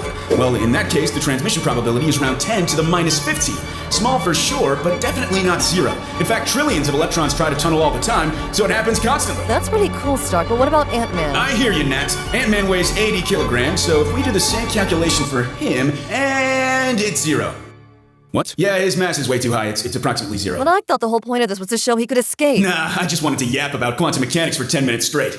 Can't believe I got away with that. But what about pin particles? Won't they help? I don't know. You don't know, but you're meant to be smart. Smart people don't understand quantum mechanics, and neither do stupid people. It's only the people in between, you know? What a depressing way to end our conversation. I'm Wasp with the Wasp, but I prefer Wasp. Shut up, Janet! Glad you could make it, Peter. Hey, Mr. Stark, I gotta say, I'm a little nervous. Don't worry, this interview's just a formality, really. Then we can officially welcome you to the Avengers. Well, gee, that sounds pretty swell. Captain America and I will be assessing your technical skills just to understand your powers a bit better, you know? Yeah, sure, that makes sense. And Wasp will be reviewing your personality. I hate spiders. Ready to get this interview started, champ? Sounds good to me. Great. How about you tell us a bit about yourself? Well, my name's Spider-Man. I recently got my powers, and I hate spiders. I hate them. I hate them. I hate them. Is she all right? Please answer the question, Peter. Oh, right. Sorry. Well, I recently got my powers, and I'm pretty strong, acrobatic too, and quick at moving around. You have super speed? No. I can shoot web. I swing on it like a rope to go from building to building really fast. Oh, so you can regenerate limbs then?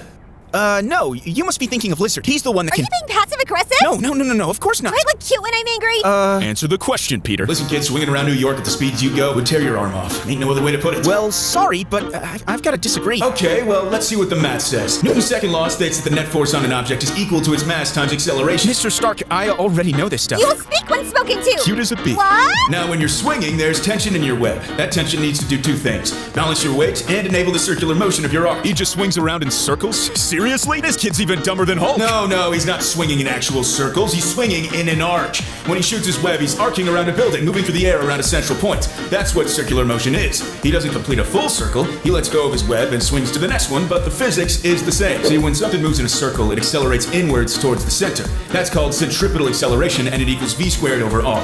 Speed squared over the radius of the circle. So the tension in Peter's web needs to support his weight, plus the force needed to keep him moving in that arc. In other words, tension needs to be equal to mg plus mv squared over r. If it doesn't equal that, then he's going to fall or spin out of control. You know, I could have just explained this stuff. What's that? Nothing. Do you have shoes? What? You got 8 legs, right? You got lots of shoes. Well, I don't actually... I like shoes. Let's assume Peter weighs 76 kilograms, is swinging at a speed of 30 meters per second, and the length of his web line is 15 meters. Then we can calculate his weight to be 744 newtons, and his centripetal force to be 4,560 newtons, bringing the total tension needed in his web to around 5,300 newtons. Is that a lot? Human shoulders dislocate at around 500 newtons, and he's experiencing 10 times that. It should rupture his muscles, tear through connective tissue, yank his arm right off.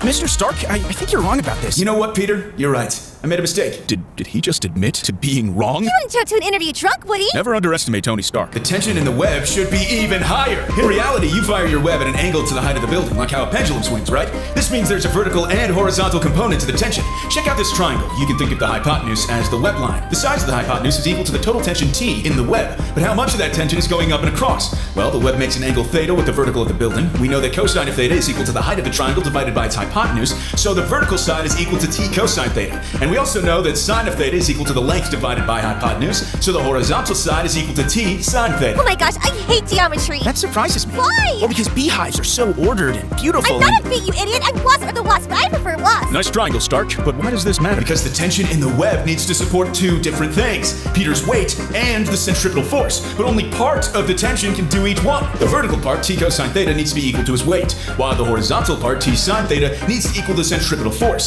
So we can use Pythagoras' theorem here to work out the total tension. Incidentally, we can also prove a common trigonometric identity here: sine squared plus cosine squared equals 1. Oh, Stark, you sly devil. Anyway, using Pythagoras' theorem, we say that T squared equals mg squared plus mv squared over r squared, which brings the tension to 4,620 newtons? That's nearly 1,000 less than the number you calculated earlier. You thought it would be higher, but it was lower. See, Mr. Stark? Told you were wrong. That's still enough to tear up your arm. You're such a buzzkill. I'm not a bee. Well, let's calculate the tension in a different way. Momentum equals mass times velocity. To stop from slamming into a building, you need to redirect yourself in a fraction of a second.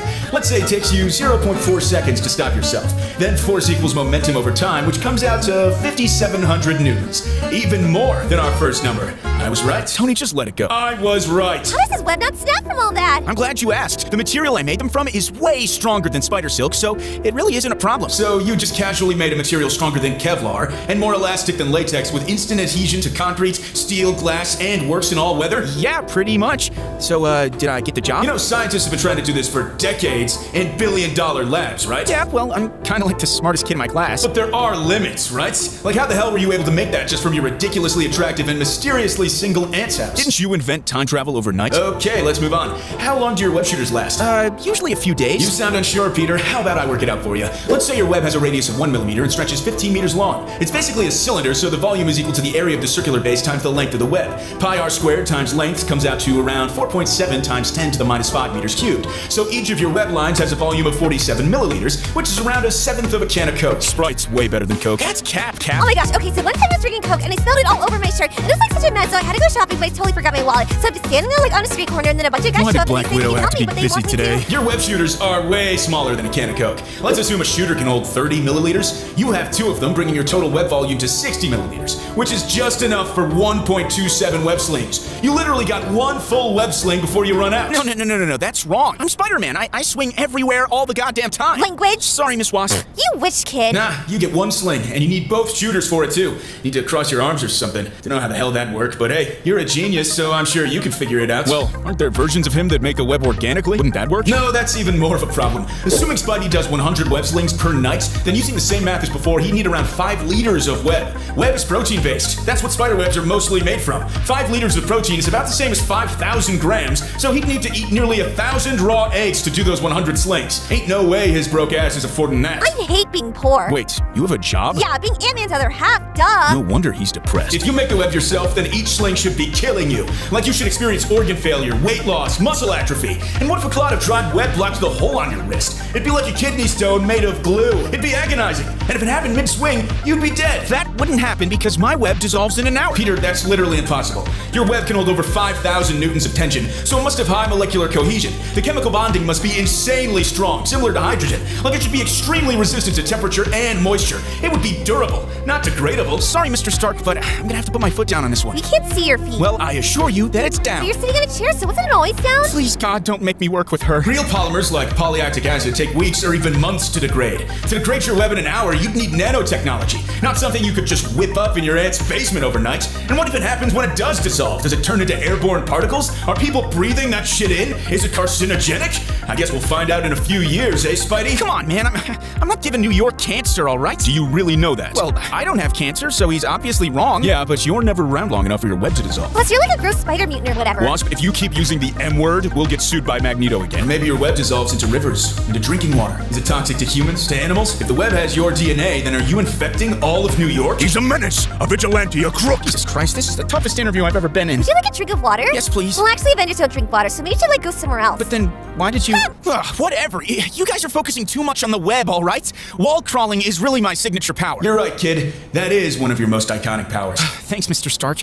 You guys are really breaking my balls here, you know? And one of the most impossible. Come on, man. Not the wall crawling. Yeah, the wall crawling. Already got the web. Just leave me the wall crawling. We're doing the wall crawling. May the Lord have mercy on his franchise. Real animals like spiders, insects, and geckos stick to walls using van der Waals forces. These are weak intermolecular forces between molecules, and they require crazy close surface contact. The force required for a gecko to climb a wall is equal to the total contact surface area times adhesive strength. A gecko weighs what, like 50 grams? The force required to support it is equal to its weight. That's just mass times gravity, and it comes out to 0.49 newtons. Gecko feet have around 20,000 pascals of adhesive strength, so the contact area needed to climb the wall just divided force by adhesive strength to get approximately 2.45 times 10 to the minus 5 square meters. That's around 25 square millimeters, roughly an eighth of your fingernail. So yeah, of course geckos can climb walls. The area they need is so small they can climb a wall with just their toes. Wow, geckos are like so cool. You know they eat wasps, right? Wow, geckos are like the worst. Especially Gex. Leave a comment down below if you know about Gex. Please, I am so old. So very, very old. Now let's do the same thing for Spider-Man. His mass is 76 kilograms, so the required force to support him is 744.8 newtons. Let's use the same adhesive strength that geckos have. Then the total area he needs is 744.8 divided by 20,000,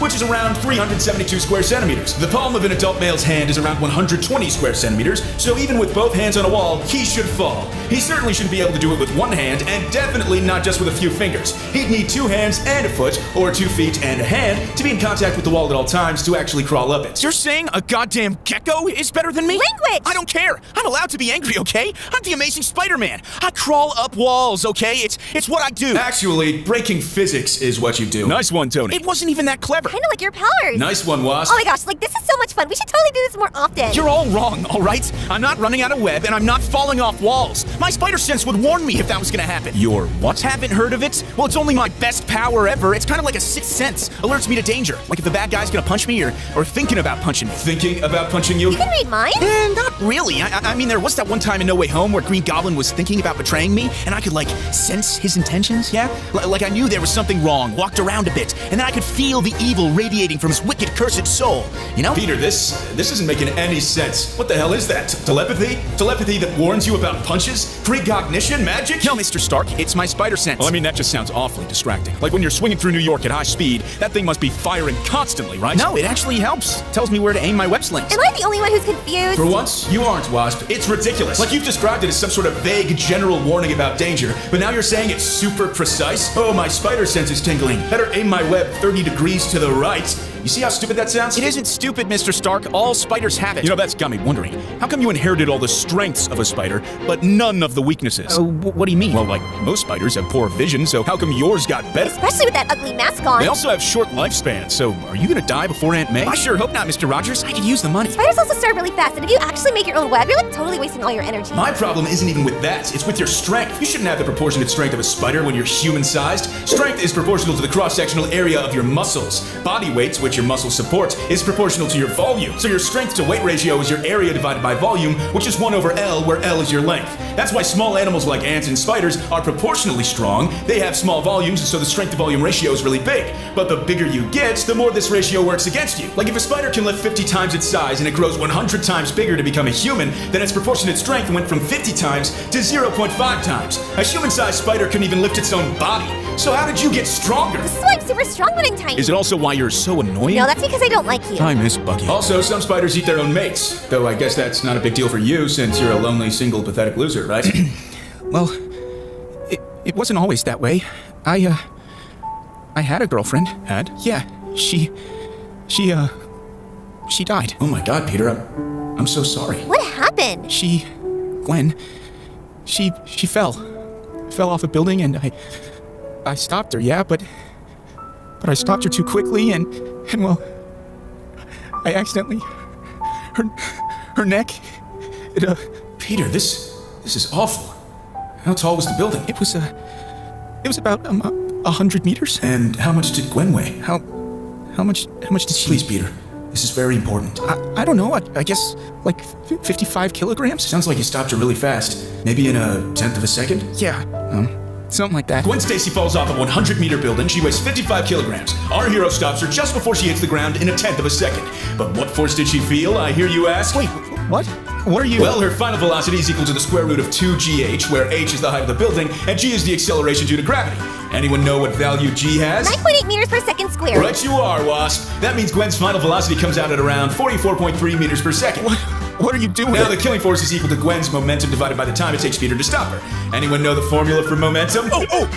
Mass times velocity. Mass times velocity. Good job, Rogers. And for a pretty little thing like Gwen, that's 55 times 44.3 divided by 0.1, which is 24,000 newtons.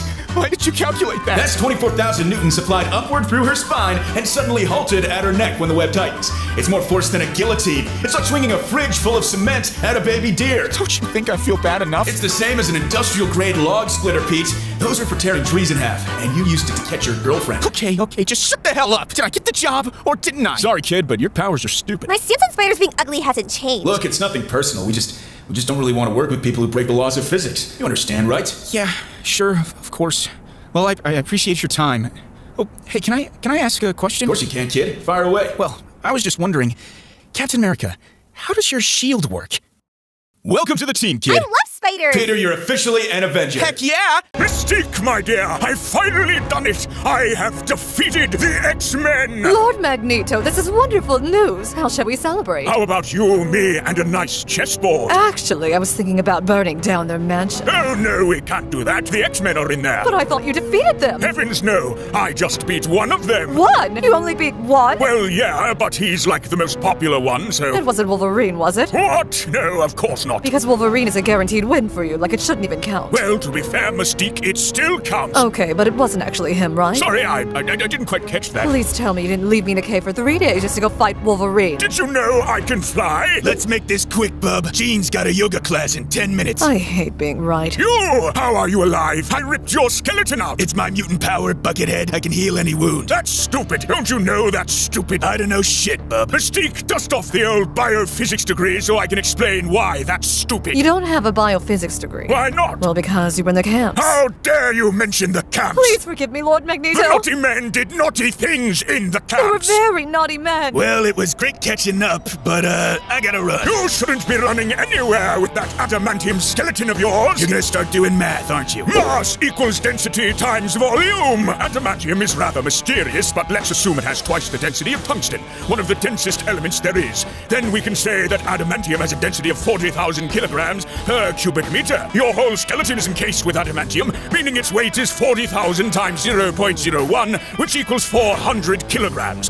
You have a 400 kilogram skeleton, Wolverine! Finally, someone else who uses metric. Are you guys also Canadian? Goodness, no, that's just the units which scientists use. What was with the goodness no? By the way, that's not your total mass. We still have to account for your muscles and body. Now, despite your vertical challenges... Short king, you can say it. You are rather broad, so let's estimate your body's mass to be 90 kilograms. Then your total mass is 490 kilograms, approximately half a metric ton. You're nearly as heavy as Blob! There's no way that's true. Blob weighs around 550 kilograms. You're nearly as heavy as him. This is more embarrassing than that time Jean turned me down. You're gonna have to be more specific. You should be paralyzed by this weight. It's the same as carrying 7 men. You should experience chronic pain, constant agony. Your cardiac output would need to double or triple. Well, I got a big heart, bub, so I can handle it. You think so? Shall we look at the numbers? Cardiac output is the volume of blood your heart pumps in a minute. It's equal to your heart rate, which are your beats per minute, times stroke volume, which are your liters per beat. For a normal human at rest, their heart beats around 70 times per minute, and each beat pushes 0.071 liters of blood, so their cardiac output is 5 liters per minute. During intense exercise, that can go up to 20 liters per minute. You weigh as much as 7 people, but if we're generous and only multiply the numbers by 5, you'd still need 100 liters of blood every minute during intense combat. Yeah, my body needs a lot of blood, so what? Why does it matter? Do you know what happens to your heart when it's trying to push out 100 liters of blood every minute? I don't know. It starts sweating. No, it explodes! The muscles tear, the valves rupture, and your blood pressure drops like a rock. That's called cardiac arrest, Wolverine. Should we call an ambulance? Of course not! You can just shapeshift into a paramedic. That doesn't mean I become a doctor. It doesn't? You'll really have to explain your shapeshifting one of these days. Different video, Magneto. Apologies. Anyway, your mass is kind of a problem. Like if you fall over, you really shouldn't be able to get back up. Like sure, your bones would survive since they're covered with adamantium, but your internal organs would not. Well, it ain't really that big of a deal, because I have super strength. Super strength? Really? That's one of your powers? Yeah, kinda. I mean, you don't really think about it, but it's gotta be, right? How else am I moving around? Okay, well, let's assume that's true. Then how the hell are the X-Men without super strength supporting you? Your teammates are constantly carrying and dragging you about after every battle. Dude, come on. I don't lose that much. Need I remind you how you got here? Fair enough. It's honestly a miracle that you haven't accidentally killed them. Let's assume that you fall 1 meter onto a teammate. Just a small trip. Gravitational potential energy on Earth's surface is equal to mass times gravity times the height of the fall. In this case, your mass is around 500 kilograms. The fall is 1 meter, and gravity is 9.8 meters per second squared. The energy from this small fall would be equal to 4,900 joules. Could you convert that to freedom units? No, but I can tell you the force. When an object hits the ground, it doesn't stop instantly. It slows down over a short distance as the energy of the fall is absorbed. We call this the stopping distance, and force is equal to energy divided by it. Let's assume Wolverine has a stopping distance of 5 centimeters, typical in a normal fall. Then the force his teammate experiences is equal to 4,900 divided by 0.05, which equals 98,000 newtons. Is that a lot? That sounds like a lot. It's the same as a 10-ton truck rolling over you. Bone fractures occur at around 4,000 newtons, and your fall is doing 20 times that. If you fell even slightly onto a teammate, their ribs would liquefy. You accidentally stepped on their foot, their bones would shatter. I don't feel safe around him. Come on. I'm still not as heavy as Blob. Actually, a fall from you is much more dangerous than Blob. His numerous rolls of fat would increase his stopping distance. More squish means a longer stop. You, on the other hand, are all muscle. I do a lot of push-ups, sit-ups, and drink plenty of juice. Another Dragon Ball Z abridged reference, really? Actually, that line's from regular Dragon Ball Z. I kind of feel like a lot of people never even watched the original, and honestly, that's just kind of... Shut up! Let's talk about your motorcycle. Let's assume the combined weight of you and the bike are 700 kilograms, and that 60% of the weight is on the rear wheel. Why is he talking about my motorcycle? I think he's gonna prove it shouldn't start or something. How can this day get any worse? Jean's yoga class has been canceled. What more can you take from me? For your bike to start moving, the maximum frictional force on the rear wheel needs to accommodate your desired acceleration. Here's a diagram to explain. 60% of the combined weight is on the rear wheel, pushing onto the ground. For every action, there is an equal and opposite reaction, so there is a force from the ground pushing up into the wheel, which we have labeled Fn. Guys, is that really the best drawing of me you could do? Mystique spent 10 minutes on this. That's not even a joke. This drawing literally took 10 minutes. I was just trying my best. See what you did? Nah, it's cool. I like the stubble.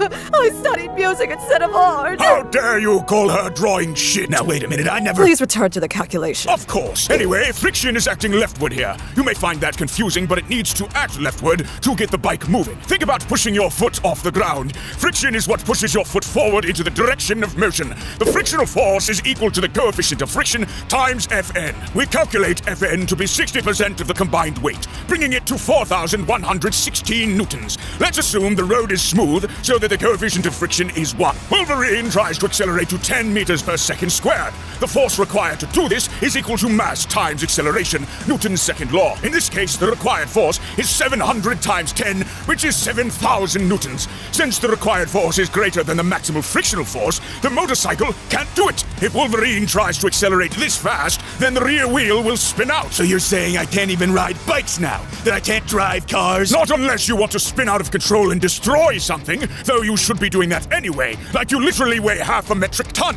How the hell have you not destroyed the floor in the X-Mansion? What are the maintenance costs? Professor Xavier's rich, so it doesn't matter. It's always about the money with you. That's not what I meant. Well, why don't you just leave? You know where the door is. We live in a cave. Sorry for not being a millionaire, Mystique. I don't destroy nothing, Bubba. I'm real careful with my claws. Now that you mention it, why is it that your claws show no signs of wear? You use them often enough. Glad you asked, Tin Man. It's 'cause they're indestructible. They're what? That helmet on too tight? They're indestructible. They got infinite hardness. They don't chip. Okay, but you know infinite hardness is impossible, right? No material can have infinite hardness. Well, gee, guess you're just plain wrong, bub. Physics isn't wrong. Quantum mechanics forbids rigid bonds because atoms always vibrate due to zero-point energy. 0-point energy? Isn't it the thing Syndrome used? Incredible reference, Mystique. Yes, 0-point energy is the lowest possible energy that a system can have. Even at absolute zero, particles still vibrate due to quantum uncertainty. This is illustrated in the Heisenberg uncertainty principle, but we're not going to get into that here. Praise be to Galactus. Anyway, the point is, atoms are always vibrating. It's therefore theoretically impossible for a material to have unbreakable bonds. And if your claws didn't deform at all, then all energy from impacts would need to transmit into your body. Slicing into steel should transfer the recoil up into your arms, causing significant damage and strain. And where would the heat go? If the adamantium atoms are unable to vibrate, then the friction from cutting steel or flesh would be absorbed by your tissue. Every time you use your claws, you should be burning your hand, boiling your blood vessels. Well, actually, my claws do conduct heat. They conduct heat. Yeah, even have a melting point too, though it's really high. Okay, but you understand that if they conduct heat, then there's no possible way they could be indestructible, right? My indestructible claws conduct heat. There ain't nothing wrong with that. Magneto, use a thermal expansion formula! This formula describes how a material's length changes when its temperature changes. In this case, the material is your claws. Delta L is the change in your claw length, alpha is the coefficient of linear expansion, and delta T is the change in temperature. Let's assume alpha is similar to tungsten. Your claws are 30 centimeters long, and 500 kelvins of heat are generated. Then the change in your claw length is equal to 0.675 millimeters. This is a bit of an issue, as an expansion of 0.2 millimeters is considered a critical failure in most mechanical siding systems. So your claws should get jammed when you try to retract them. They aren't dimensionally stable. Wrong again, Chrome Dome. Check this out. Are they going through your skin? Yeah, hurts like hell, but I'm pretty tough. I fought in the Civil War, you know. Congratulations on your victory. Who said anything about a victory? You know that's disgusting, right? Like they burst through your skin, and you use them to slay people and animals. And from what I see, you never clean them. Contamination is inevitable. You kids these days are soft. I don't believe in none of that bacteria mumbo-jumbo. I assure you that they're real. In fact, we can estimate how many you're dragging back into your body. The area of your claw is equal to the circumference times length.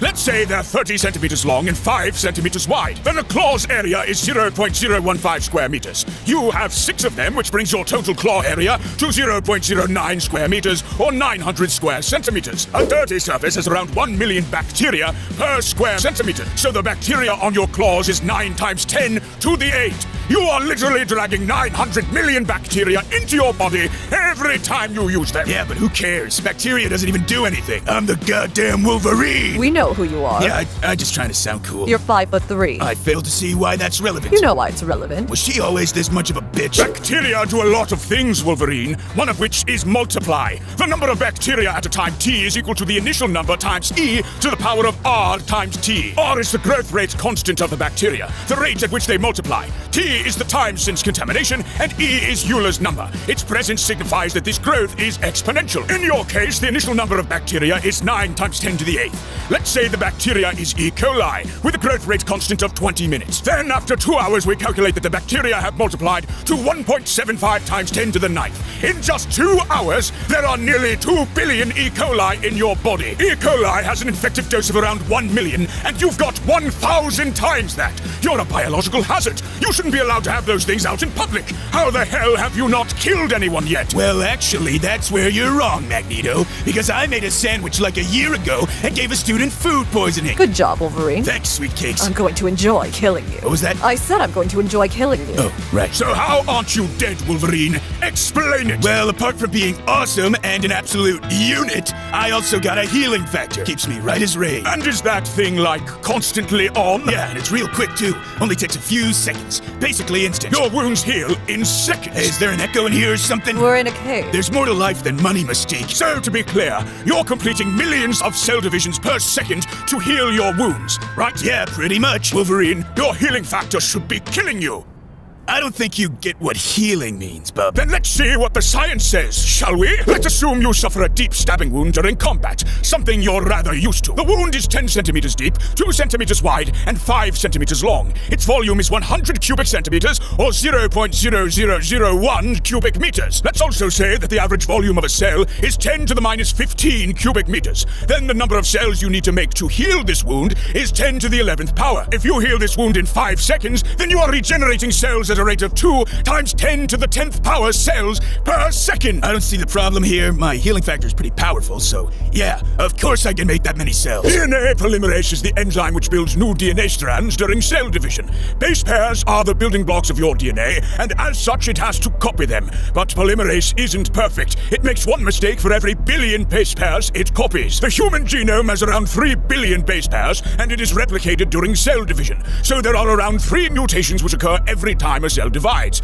Now you're regenerating 20 billion cells per second, which means you're experiencing 60 billion mutations per second, or around 4 trillion mutations per minute. That sounds like a problem for humans, but not for us mutants. Well, it all depends on which genes are targeted. It's true that most mutations are harmless, but if the gene is one which controls cell growth, then the mutation can be rather problematic. Such a gene is called a driver gene, and the chance of it mutating during cell division is around 0.7%. I still don't see where you're going with this. Now, cancer happens when there are 5 independent driver mutations in a cell. Okay, I see where you're going with this. The probability of that happening is 0.007 to the power of 5, or 1.68 times 10 to the minus 11. Wolverine regenerates 20 billion cells per second, which is 1.2 times 10 to the 12th cells per minute. Therefore, the expected number of cancer-triggering events per minute of healing is 1.68 times 10 to the minus 11 times 1.2 times 10 to the 12, which is just over 2, meaning Wolverine should get 2 cancers for every minute which he heals. What? You should get cancer twice every minute you heal, Wolverine. 2 cancers? Is that even possible? Buy 1, get 1 free. In this economy! You're wrong. We literally just calculated it. But it wouldn't happen. I have a healing factor. Your healing factor is precisely why it's happening. Well, maybe my cells don't make mutations when they divide. Your mutated genes are the reason you don't have mutated genes? Yeah. You don't see a problem with that sentence. Was the grammar bad or something? Cancer aside, I doubt your body would even have the energy to make that many cells. ATP is a molecule which acts as the primary energy source in a cell.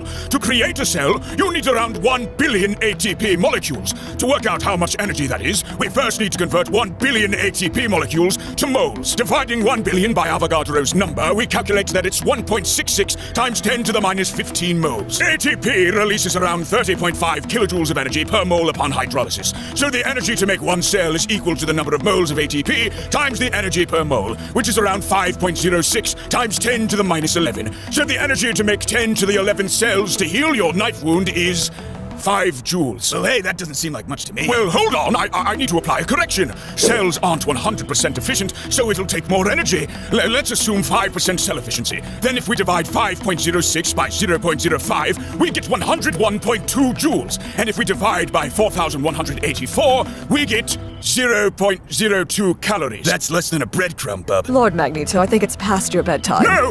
Let's go back to where this all started. Me ripping out your skeleton. You've got around 12,000 cubic centimeters of bone, 18,000 of muscle damage, a few thousand bone marrow. Let's just say the volume of the wound is 40,000 cubic centimeters. Then if we're using an average cell size of 10 to the minus 15, it takes 4 times 10 to the 13 cells to heal your wound. But we need to correct this number down, since in this case the cells are bigger and more complex. Let's make it 10 times less, so 10 to the 12 cells. We'll also say the energy needed to build these complex cells is 1,000 times more than our previous number, bringing it up to 5.06 times 10 to the minus 8 joules. Then the total energy to heal your wound at 5% cell efficiency is approximately 4 million joules, which when converted to calories is 1,000 calories. That's it. That's the same as a Big Mac meal. Damn, no wonder I'm hungry. You know, when I started this calculation, I really thought it'd be higher. Yeah, I can tell. But this is excellent. Your powers aren't bullshit after all. Really? Yeah, apart from the heavy adamantium skeleton and jammed biological hazard claws and double cancer every minute for healing a minor wound,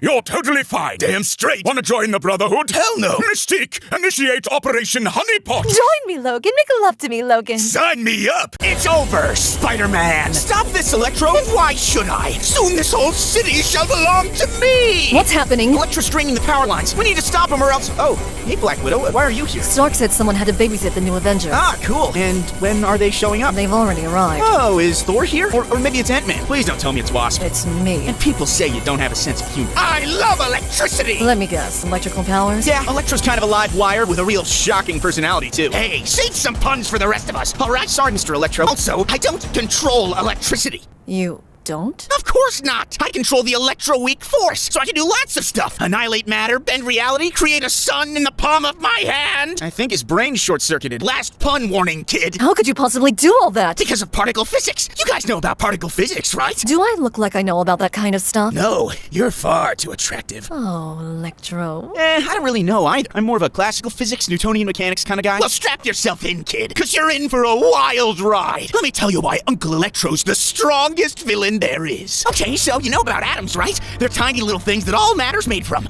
There's lots of different types of atoms. We call those elements. You can see a carbon atom here. How do we know it's carbon? Well, because it has 6 protons. Those are the little red beans in the picture. There are 6 neutrons, too. And together, they're all crammed into the center of the atom, the nucleus. Then there's even smaller particles called electrons. Those sit in orbitals, which is really just a probability cloud. We never know for sure where an electron is, and it sure as hell doesn't orbit the nucleus. That's a lie they told you in school. Atoms trading electrons is how chemical reactions happen. It's a beautiful thing. Yawn. What was that? Oh, sorry. I was just yawning since I already know this stuff. That's not what you did. Huh? You weren't actually yawning. You just said yawn out loud like an idiot. Okay, well, you knew what I... Don't sink to his level, dear. I know, Electro. I know. You guys are pairing up on me? Of course not! We're a triplet, just like the quarks which make the nucleons. That's right, a proton and neutron are made from even smaller particles. They come in threes, and we call them quarks. There's lots of different types of quark with wacky names, like strange and charm. But the ones that make up ordinary matter are called up and down. Not too weird, right? 2 up quarks and a down make a proton, and 2 down quarks and an up make a neutron. How am I meant to remember that? Well, if you're neutered, you're more down than up. Excuse me? A neutron has 2 down quarks. If you're neutered, you're more down than up. Jesus Christ, Electro. Don't take the Lord's name in vain, you little spider bastard. Were you talking to me? No, the spider superhero. Oh, wait a minute. Black Widow. Okay, I see the confusion. Taxonomy, am I right? You are right. There are so many particles these days that it's basically biology. Like we have a whole zoo full of them, so we came up with ways to classify them. We've got leptons, which are particles that aren't made from quarks. An electron is an example. As far as we know, it's not made from anything. Then there's the baryons, which are made from quarks. 3 quarks to be exact. Both of these are classified as a fermion, which is a particle with a half-integer spin.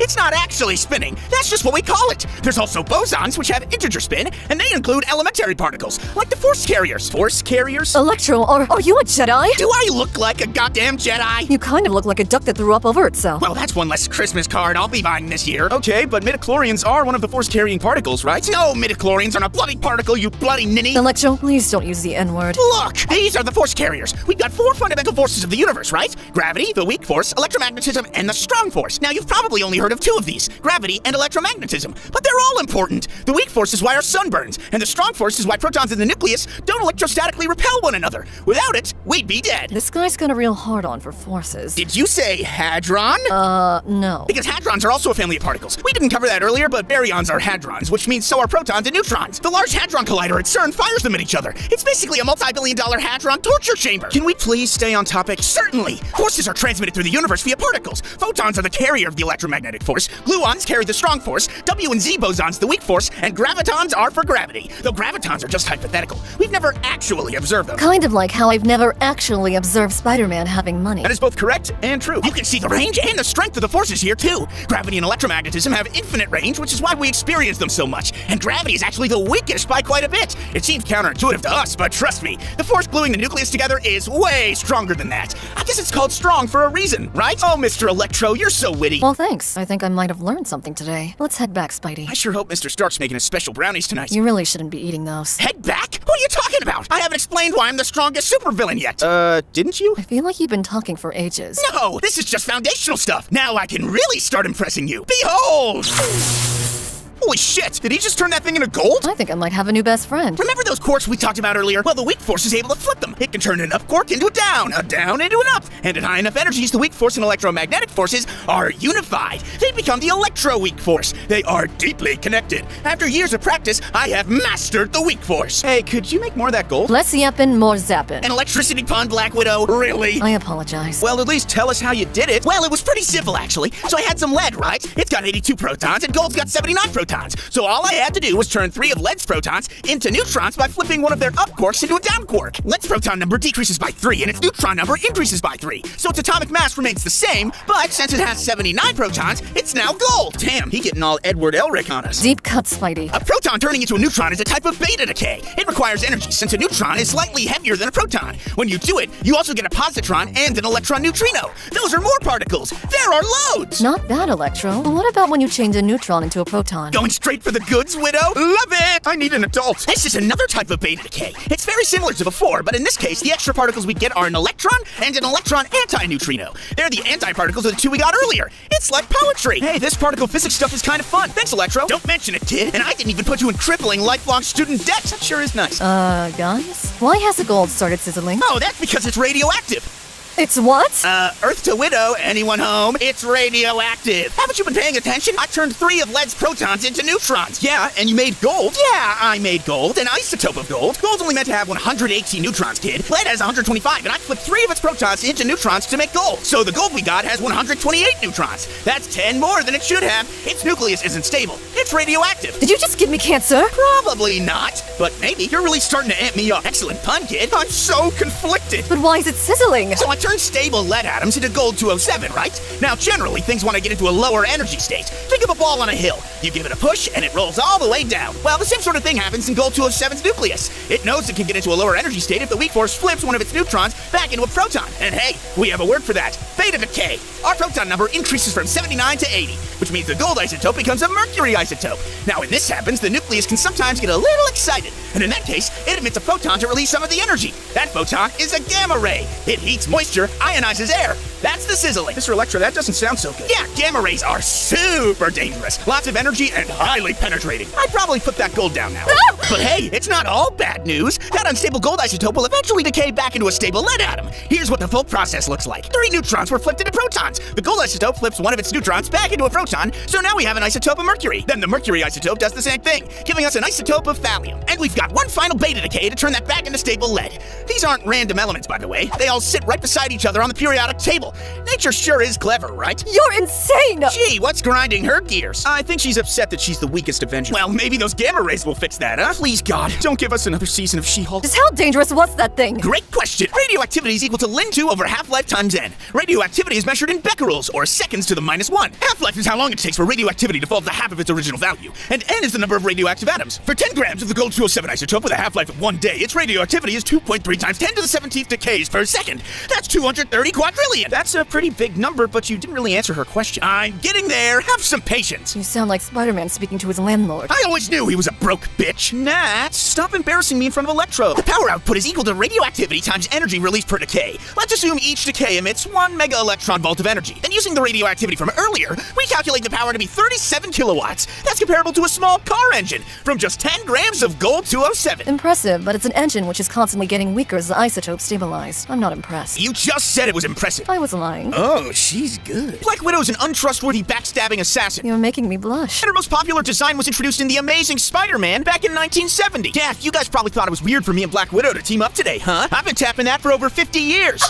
Excuse me! So, anyway, without the weak force, we'd all be dead. It's essential for the nuclear fusion which occurs in the sun. The sun is a giant burning ball of plasma. There are protons floating inside it. The first step of the process is when 2 of these protons fuse together. One of the protons is flipped into a neutron, and together they form deuterium, an isotope of hydrogen. Then deuterium fuses with another proton to form a helium-3 isotope. This is the important step for us as it emits a photon, which is the light that gives us all life. The final step is when 2 helium-3 isotopes fuse to make a stable helium nucleus, also known as an alpha particle. That's pretty cool, right, Black Widow? Ugh, don't talk to me. Well, I thought it was cool. It's kind of a lot, though. How's anyone meant to remember all that? Luckily for you, we can summarize the overall reaction with one line. 4 protons are converted into an alpha particle, 2 positrons, 2 neutrinos, and a bunch of photons. It actually takes up to 100,000 years for the photons to escape the sun's core. They start off as gamma rays, very high energy, but the journey to the sun's surface causes them to lose energy, so they become ultraviolet, visible light, and infrared. This is why we can see the sun shine.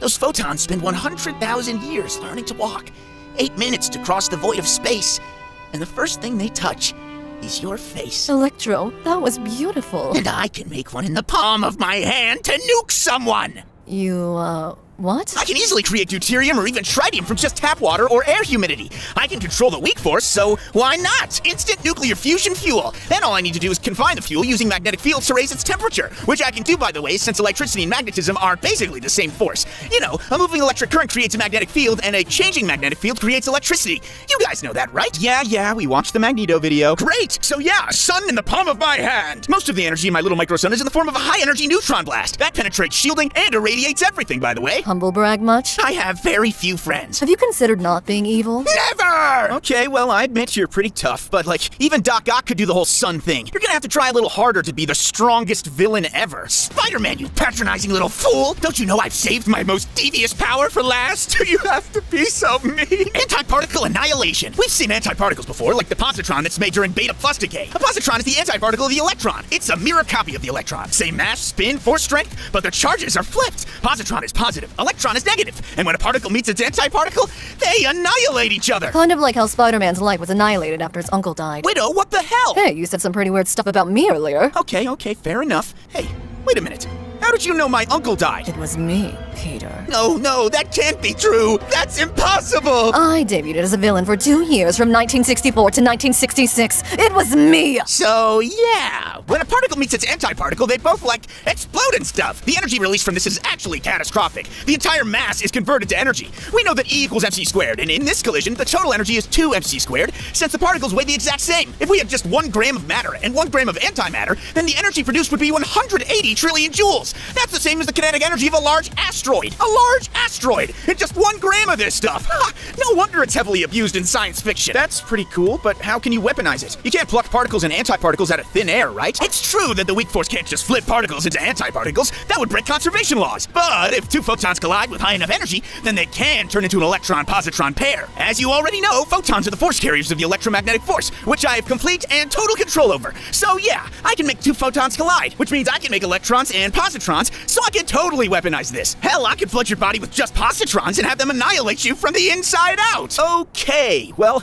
I gotta go. Hey, what's wrong? Don't you want to hang out? Nah, man. You're kind of scary. And weird. And cartoonishly evil. And weird. Oh yeah, and also weird. Okay, well, at least take my card. You've learned a lot today, and I wouldn't want you to forget why Electro is the greatest supervillain there is.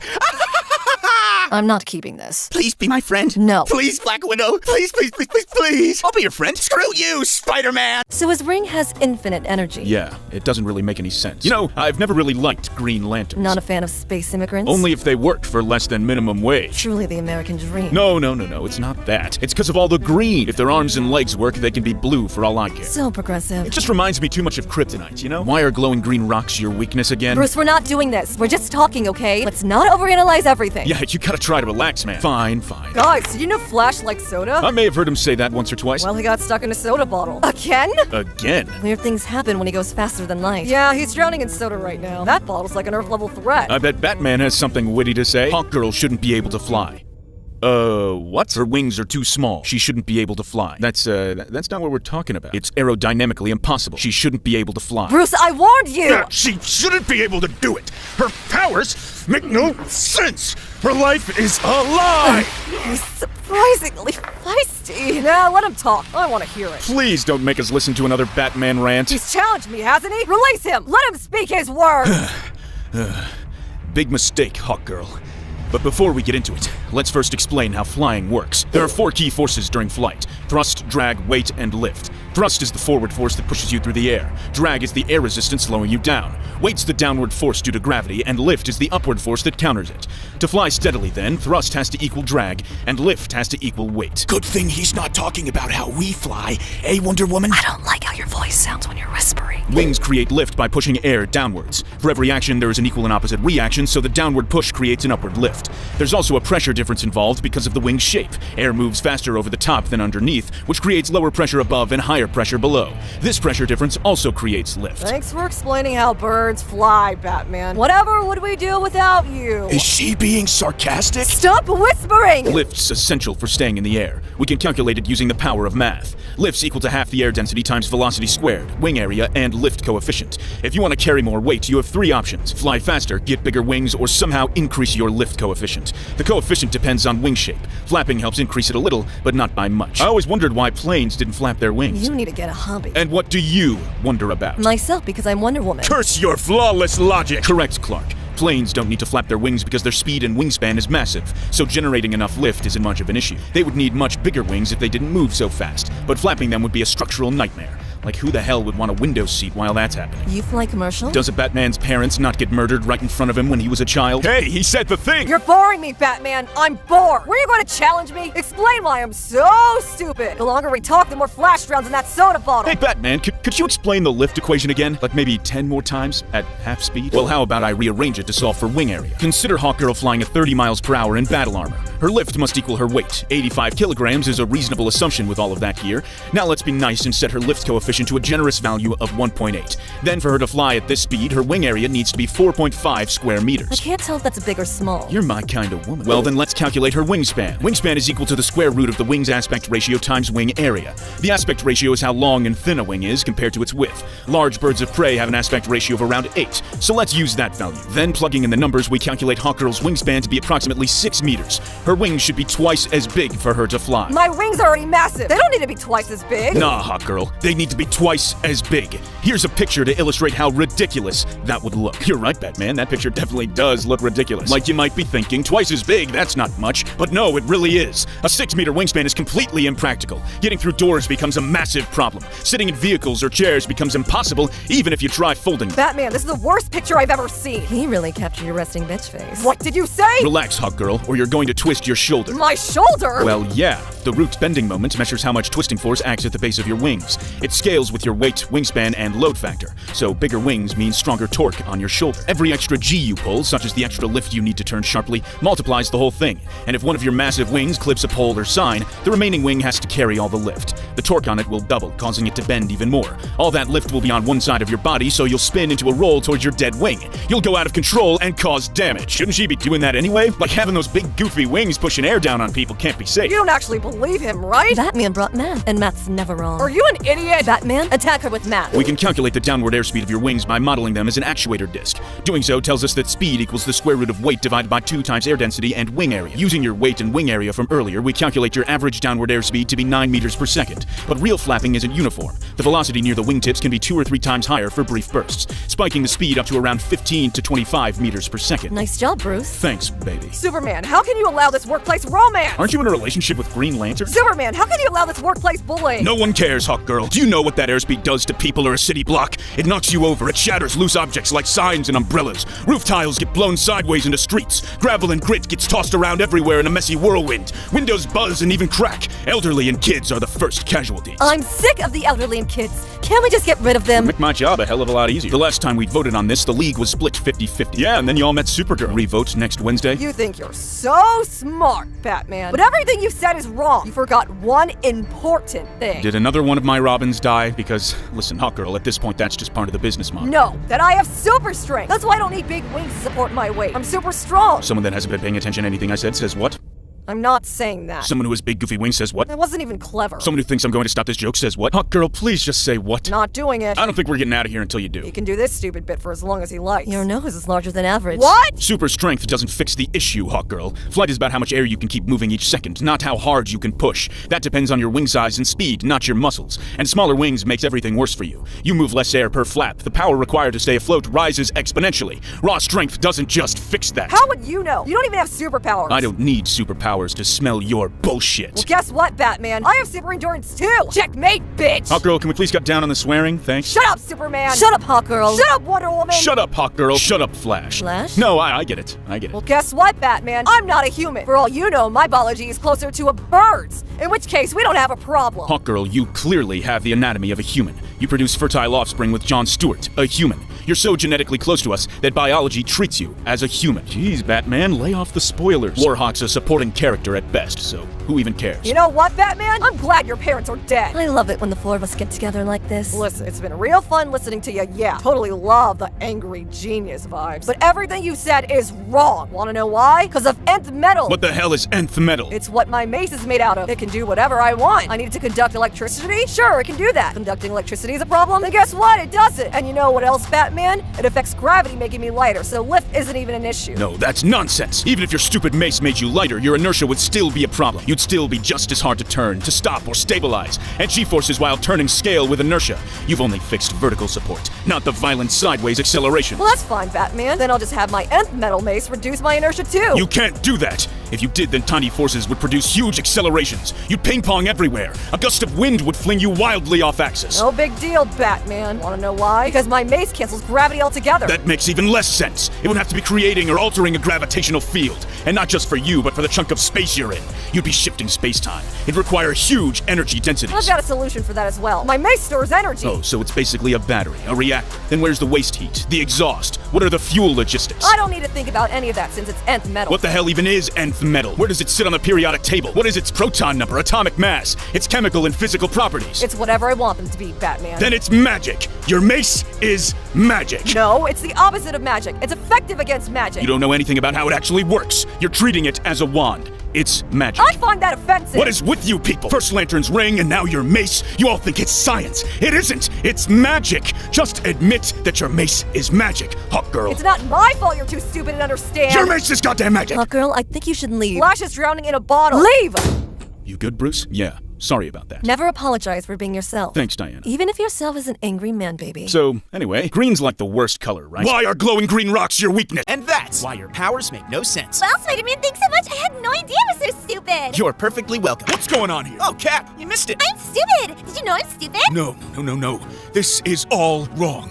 Is something the matter? You were meant to talk about my powers first. Mine! You have powers? The only thing super about you is the branding. God bless America. Cease this sickening patriotism. I need to find Stark. I need him to explain why I make no sense. Well, hey, why don't I do it? You? Listen, kid, I appreciate the offer, but you aren't ready for this, all right? Spider-Man's really good at this stuff. He made me cry several times. That's true, I did. Fine. Just don't pull your punches. I want this to top all the others. Oh, I taught Wasp some physics, by the way, so she'll be joining in too. Force equals mass times acceleration. That's honestly more impressive than anything Stark's ever done. Good job, kid. Thanks, Mr. Rogers. Well, how about we start with that shield of yours? I'd be insulted if you didn't. Great. Well, did you know that in the real world, throwing a metal disc at a wall doesn't magically send it back to you? And what's it meant to do? Lose energy and leave at a new angle depending on how bouncy the collision is. Took the words right out of my mouth, Wasp. I love physics. Physics is cute! Am I drunk right now? Well, we're in Stark Tower, Mr. Rogers, so you can never be sure. After a few bounces, your shield's path should be unpredictable, like my relationship with Ant-Man. Perfect ricochet, perfect return. Makes no sense. Ant-Man's a douche. I love how close you gross bug superheroes are getting. You know, I don't really think you're taking this seriously, Mr. Rogers, so how about I break it down for you? Let's say you throw your shield at a wall. Your shield is moving at a certain velocity, and that velocity has two directions, up and across. The up direction of its velocity is parallel to the wall, and the across direction is perpendicular. After your shield bounces off the wall, it still moves up,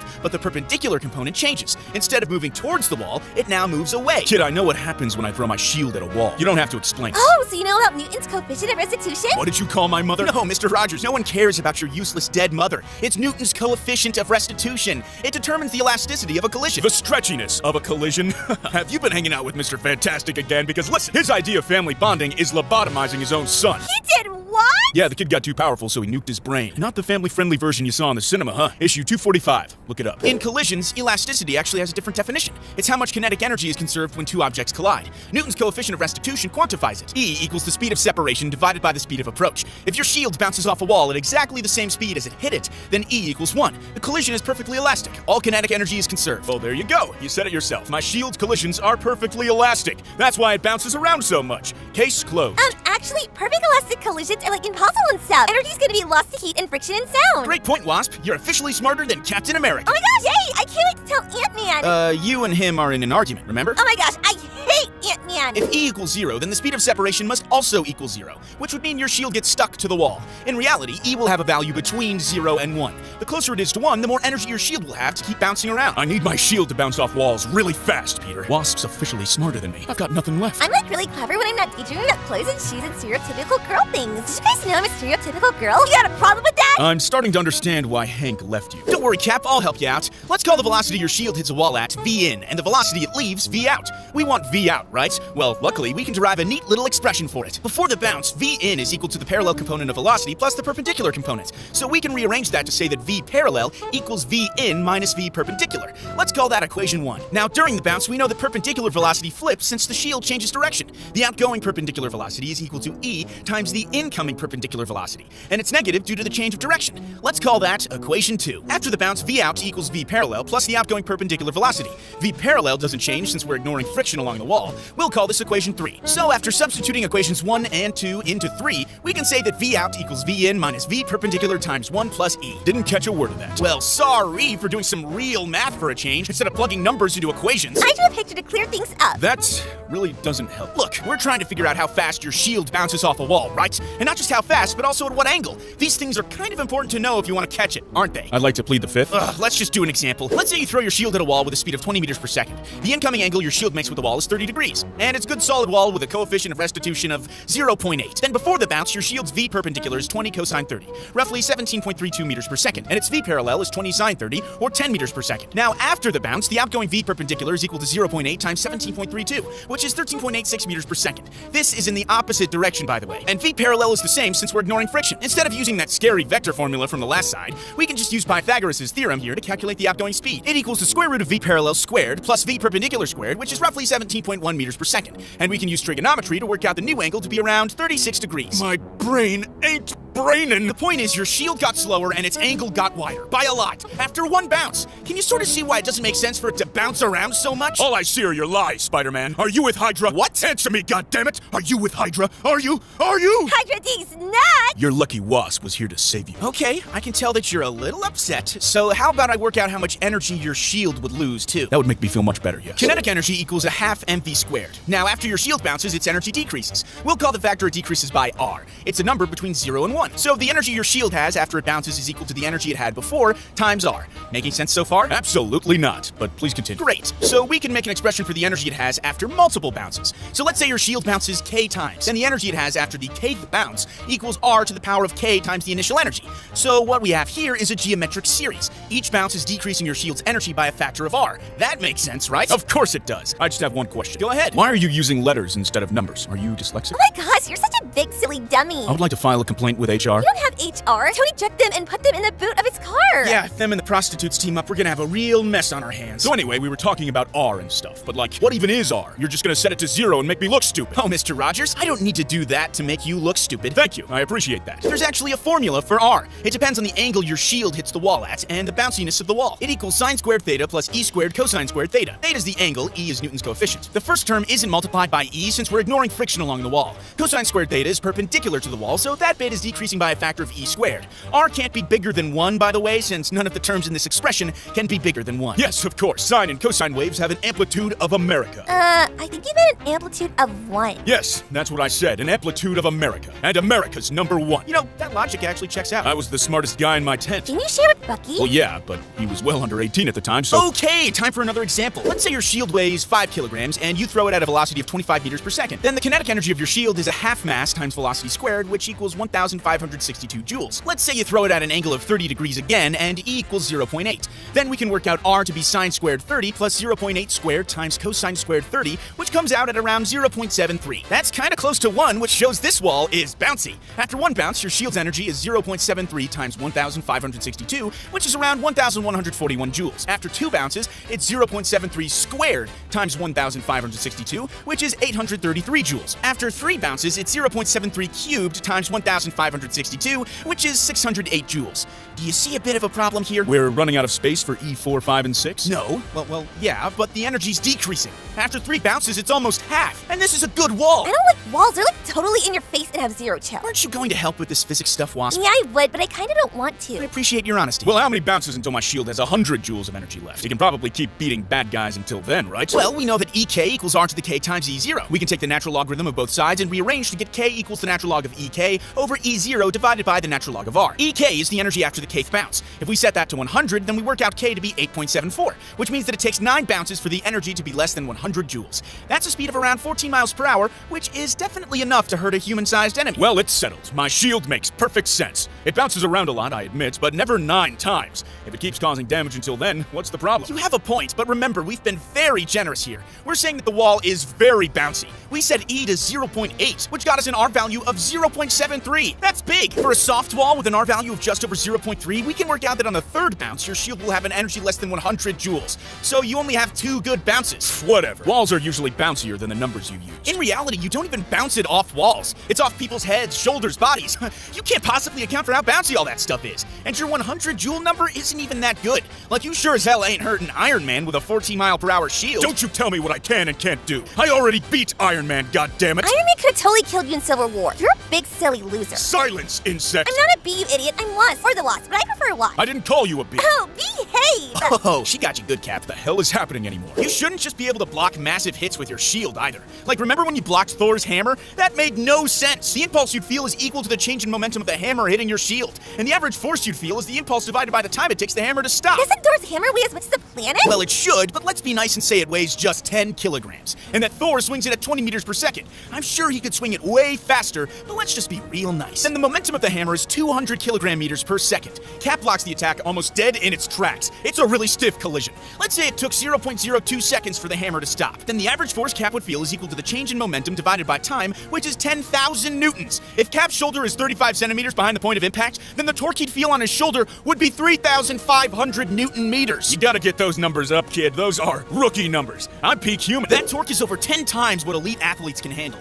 You shouldn't be taking that blow without a massive injury. But if you really want me to get those numbers up, then let's say Thor's hammer bounces right back after hitting your shield. In that case, the change in momentum is twice what it was before, which means everything doubles. You'd feel 7,000 newton meters of torque. Your arm would be ripped right off. And I've got super endurance. What'd you think about that? Your math didn't account for that, huh? Wasp, finish him off. Cat weighs 95 kilograms because he's like totally gross and fat and ugly. His weight is 931 newtons. The ground's pushing up on him with 931 newtons of force to keep his flabby body from sinking through the earth. The maximum frictional force in the ground is around 745 newtons, and that's like way smaller than the 10 to 20,000 from blocking Thor's hammer. So like the friction on the ground totally can't stop this. Cap should be thrown backwards like a big smelly sack of potato. Good job, Wasp. I just pretend to be stupid so people will buy me things. You minor superheroes don't know who the hell you're talking to. I'm Captain America, the first Avenger, the super soldier. I have no equal. You actually weren't the first Avenger. The first Avengers were the guys who found you frozen in ice. And you like suck really stronger than Black Widow and Hawkeye, even that's debatable. I'm a goddamn super soldier. What does that even mean? It means I'm peak human. That's not even impressive. A human is still capable of feeling all the forces we talked about, even if they are peak. Peak bones still break.